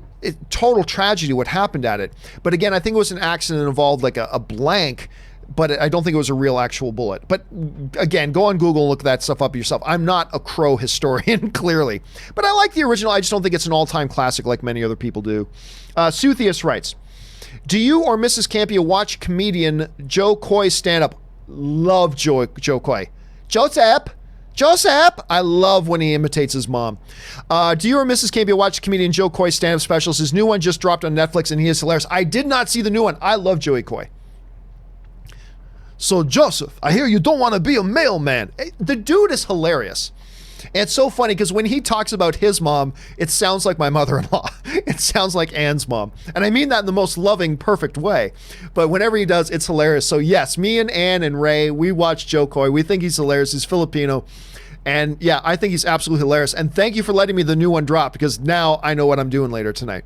All right. Amir B writes, 58 reviews and 100% so far. Can't wait for Toy Story. Is it already up to 54 reviews? I'll say, let me look this up here. Bring it up. Toy Story 4. Toy Story 4 right now, as of this moment, has 63 reviews and is sitting at 100% on Rotten Tomatoes. Now, again, that doesn't mean it's a 100% movie. It just means that everybody who has seen it has at least liked it. Whether they like it just a little bit or whether they like it like it's the best thing ever made, it just all counts towards that they liked it. But I'm sure it won't hold 100%, because I don't think anything wide release can hold 100% anymore. Somebody's not going to like it, but it's a pretty good sign being at 63 reviews being in, and so far everybody likes it. So that's always positive to see. Okay. And I can't wait to see it either. I was invited to go see it last night, but I knew I would be getting back from, 2 nights ago. I was invited to go see it 2 nights ago, but we were going to be out in at Disneyland for our anniversary, so I knew I wasn't going to be there for that. So I still haven't seen it. Jacob Silvers writes, I love Toy Story 1 and 3, but I think 2 is the weakest of the 3. I still like 2, but I don't love 2. I agree. I think the third is the best. I think part 1 is the second best, and I think part 2 is the third best. But I personally think they're all freaking magnificent. I think they're all freaking magnificent. It's like 99.7, 99.8, 99.9. I mean, that's just how razor close they are to me. It's just simply the most remarkable, maybe the most remarkable trilogy outside of Star Wars ever. I mean, it's crazy the quality they've cranked these movies out with. Let's see. Shangamai I writes, Titanic made over 300 million worldwide in its re-release. No, I don't think that's true. I looked it up and said it made 22 million globally, and it made 10 million. Again, I'm just going on the information I saw on IMDb. So, hey, maybe there's a correction to be made there, but that's what I saw. Suthius writes, just rewatched Captain Marvel, and I don't understand the hate towards her acting. She was subtle when she needed and emotional when she needed. Oh, I thought she was fine. Look, do I think she deserves an Academy Award for Captain Marvel? No, but I thought she was solid. I think she was doing exactly what the script called for. I think she was doing exactly what the directors called for and how they wanted it played. Do I think she's going to be winning any awards for it? No, but I thought she was perfectly solid. That's just me, though. That's just me. It's subjective. Some people are going to watch it and not like it. Epic Berserker writes, Toy Story 4 current Rotten Tomatoes is 100% at 58 reviews so far. Another billion-dollar film for Disney. Oh, I truly believe it's going to be a billion-dollar film. And as of right now, it is a 63. So it added 5 more reviews, still holding 100%, which is pretty good. Okay, almost finished up here, guys. Krieger119 writes, I think you confused Toy Soldiers, which was asked, with Sean Austin and Louis Gossett Jr.'s for Small Soldiers. Oh, you know what? You know what, Krieger? You're absolutely right. You're absolutely right. See, this is what happens when you're doing a show live and you're trying to come up with 500 different facts off the top of your head and remember all these thousands of different movies. You're absolutely right. You're 100% right. This is why I love having the film fan community doing this live, because you're able to correct that. Thank you, sir. I appreciate it, because you're 100% right. I did confuse those two. Thank you for pointing that out. All right. Let's see. That was Krieger. All right, I'm going to ask you guys now, because I'm just about ready to wrap this up. If you haven't sent in a super chat already, I'm going to ask you to not send in one, maybe save one until tomorrow, because I just want to get through. We've already gone 2.5 hours on today's show. Let me get through these last few ones here. James Argenta writes, as of 10:51 a.m., Toy Story 4 with 100%, 58 reviews. Again, that's up to 63 reviews now. Trail Shredder 1 Malagon writes, thank you for making my long road trip so enjoyable. You are the true Jedi Master. Thank you, Trail Shredder. I'm glad we're able to be along for the ride with you, and thank you for being here and enjoying the show with us. Star Frey XXX writes, 2012 Titanic re-released earned 336 million or so. I do not believe that is true at all. I do not believe that is true at all. Let me just bring this up here. It says in its re-release, Titanic 3D in 200 in 212 in 3D, which again was a different format for it. It was a different version of it. Why can I not find the number for it? Anyway, it added a new element, new thing, new experience, new movie. So I'm not quite sure what the number was, but it's again, if that's true, that would be why it wasn't on the other list that I was reading from, because it was a fundamentally different presentation of it, which kind of changes things up. Blah, blah, blah, blah. Another semi-professional writes, T-shirt, please. F and I said there were 2 apples in the bag. Also, JC, Ant-Man 3, Ant-Man and Hulk buddy movie. I'd be down. Love the show as always. Hey, look, I love the Hulk. I'm not quite sure I'm in love with this new version of the Hulk they have, where Hulk is gone and all that's left really is Bruce. But I'd be interested to see where they would go from that. Cameron Ross writes, do you think Titans wasn't as good because it was the first show on the service and they were trying to figure out where they were going for? Season 2 better? No, I just think, look, it doesn't matter if you're the first show on a service or not. You have storytellers making a story. It doesn't matter what network it's on. I just think it wasn't that good because it wasn't that good. Just as much as I don't think Doom Patrol is amazing because it's the second show on the network. I think it's just amazing because they did an amazing job. It's not like these were all, filmmakers and television show directors and writers and producers and actors who had never done anything before, and it was all of their first time, right? So I don't think it being the first show has anything to do with what I thought was kind of poor quality with Titans, any more than I think because it was its second show that I think Doom Patrol is freaking amazing. So I don't see a correlation there. There might be something to it. I don't personally see it, but that's just the way I saw it. You might be right. I could be wrong on that. Fanjecture. Where are we at here? Fanjecture writes, Lion King just got a PG rating. Should help with box office. A PG rating? Is it a PG-13? Man, really? There's some scary stuff in that movie. That's intriguing. That is really intriguing. I gotta keep my eye open on that. Dirk Diggler writes, even though I'm having a bad day at the job, you and the cast always seem to make me smile. My movie buddy every day. Well, I'm so glad for that. Whether we agree or disagree, whatever, it doesn't matter. I'm glad you're along for the ride, Dirk, and thank you for saying. It's always nice when somebody just wants to write in something, say something nice. Thank you so much. All right, Taki75 writes, when Star-Lord and Thor bicker at the end about who is the leader, watch Rocket's expression behind them. Worth the price of admission alone. You know what? The nice thing about movies like Avengers Endgame is that you're always catching things you didn't see before.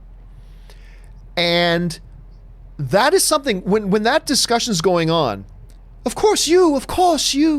When that discussion's going on, my eyes are fixated on Star-Lord and Thor, and I've never looked to see what was going behind.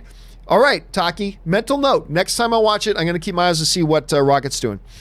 Charles NC writes, hey John, 6 years ago tomorrow, I found you through your Man of Steel review, and I've been watching ever since. Love you, man. Keep doing what you love. Thank you so much, Charles. And it is crazy how many people have eventually started watching me on whatever platform from that Man of Steel review.